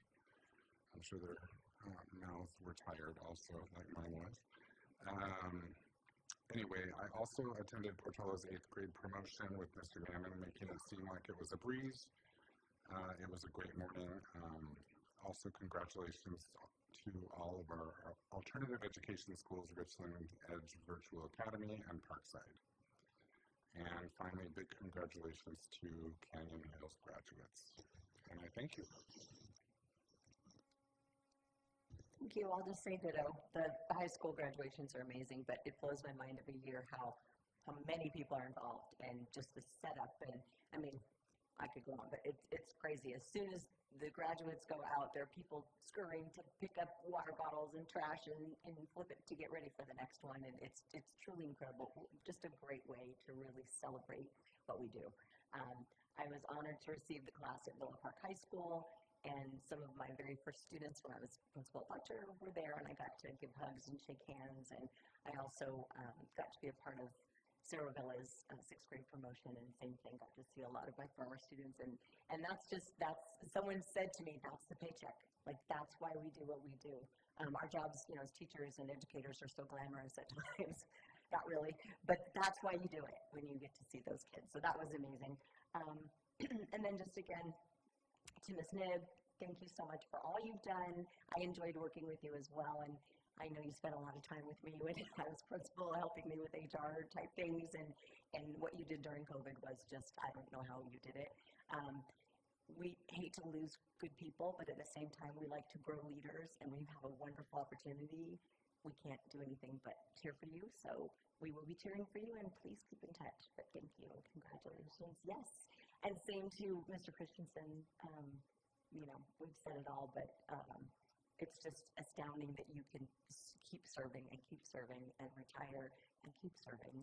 And I know you're retiring, and I really do wish that you get time off, but I also secretly, selfishly hope that we do get to see you back a little bit, once in a while. But that's all. So thank you, and I hope everyone has a great summer. For those who get it, and I do recognize the district people look at you like we all get a summer break. It's your busiest time of year, and I understand that, but enjoy us being all gone, so we stand for here. Thank you. Yeah, so same sentiments about graduation and promotion. It was absolutely amazing, and at the Sarah Villa promotion ceremony, there was, 25 students that received a medal for 6 trimesters of 4.0 GPAs. Like, it's absolutely amazing all the things that our students can accomplish. But it's also, I don't know, with like the closing of the school year and seeing like some familiar names on our personnel report, I just have to highlight some of them. I don't even know how to say her name in English, but we always call her Charlasher. She's our Mandarin teacher at Fletcher, who's moving on to better things, and she taught my kids for 3 years, and the kids know Mandarin because of her, and we're sad to see her go, but there's so many other teachers that I know that are on here too that are either getting promoted or like moving on, and it's just sad to see. But also with Ms. Nib seeing your name on here, it's just, we've seen you grow through so many different positions, and just, your communication with the board on all the different things that have been going on, not just through COVID, but now as assistant superintendent, and we're very grateful for everything and how you've been able to share the most difficult things that occur in our district. So we have great appreciation for you. But I also want to acknowledge your department, and in tonight approving so many administrators, I did go onto Adjourn to take a look, and I just want to highlight, mainly because I was curious that in the bios of the people that you brought forward, many of them are bilingual. And a difference that your team did this time around with hiring was that you added the bilingual preferred next to the position, which opened up so many more applicants to be bilingual, opening up that pool. And so I just want to highlight that. Thank you for the feedback, but not just our feedback. This was definitely parent and community feedback that we kept hearing, that we want our leadership to be representative of the students that they serve. So I don't know if you ever shared that piece with us in a Friday memo, but I just want to highlight that with the rest of my colleagues, just because it is something that, a change that you did, and it's noticed. Thank you.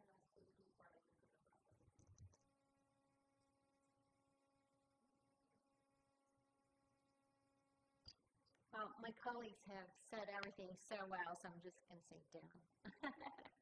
But congratulations, seriously, to the class of 2025. It was such a joy to be a part of all the celebrations, the promotions, graduations, everything. So many smiles, hugs, cheers, and joy. I want to thank the staff again who made graduations a success and keeping our students and community safe. We have a wonderful, supportive community, and I just want to say how appreciative I am. I want to wish the students, teachers, a nice break for the summer, and I want to wish you all the best in your new adventure. And I don't know, Mike was here when I first came on the board. He swore me in, and he's been such a wonderful, wonderful person and a great mentor. I consider him not only someone that I've worked with, but also as a friend, so thank you.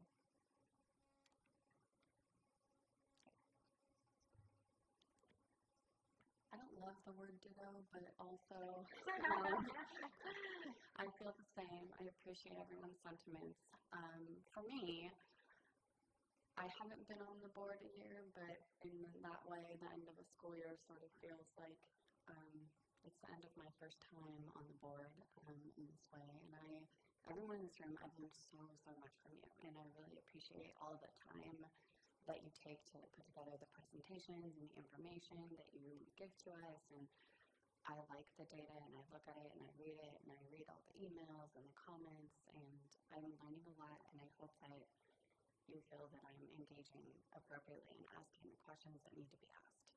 And it was really meaningful for me to be able to receive the class at Orange High School, and I am just blown away. And at least 5 times I've started crying tonight because everything has been so lovely. So I hope to see you all again soon, and I wish everyone a great seasonal summer. I myself will be starting new classes next week. So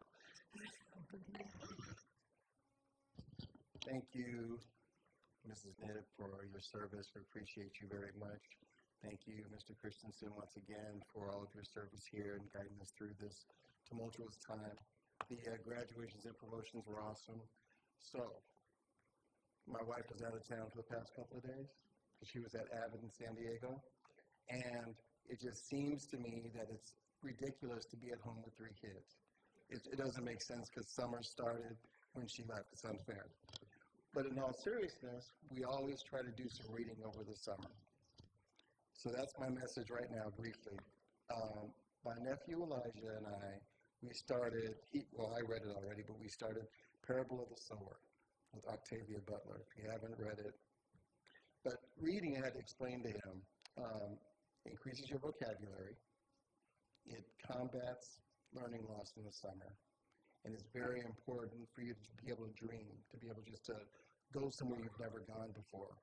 And for a 12-year-old boy going to the 7th grade, he's not interested in reading. So I got him a graphic novel. And then I'd ask him questions about the graphic novel because I'm a teacher, and he was like, I don't know what you're talking about. So we started reading it together, and then we were kind of talking about it. So I think that's important for everybody to do. My daughter, who is, don't tell her, she's kind of perfect. So she just sat down and started reading. My other nephew is kind of like the genius. He's taking all the awesome tests and he's in GATE. So he'll just put the book to his head and know the whole book. That's just him.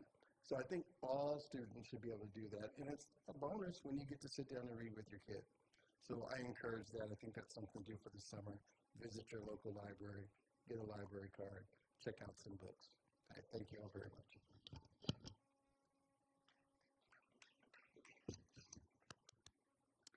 Thank you, and thank you to all of you for a fabulous night. Such great questions. I always feel like I learned so much from all of you, so thank you. I guess we will adjourn this meeting at 10:40.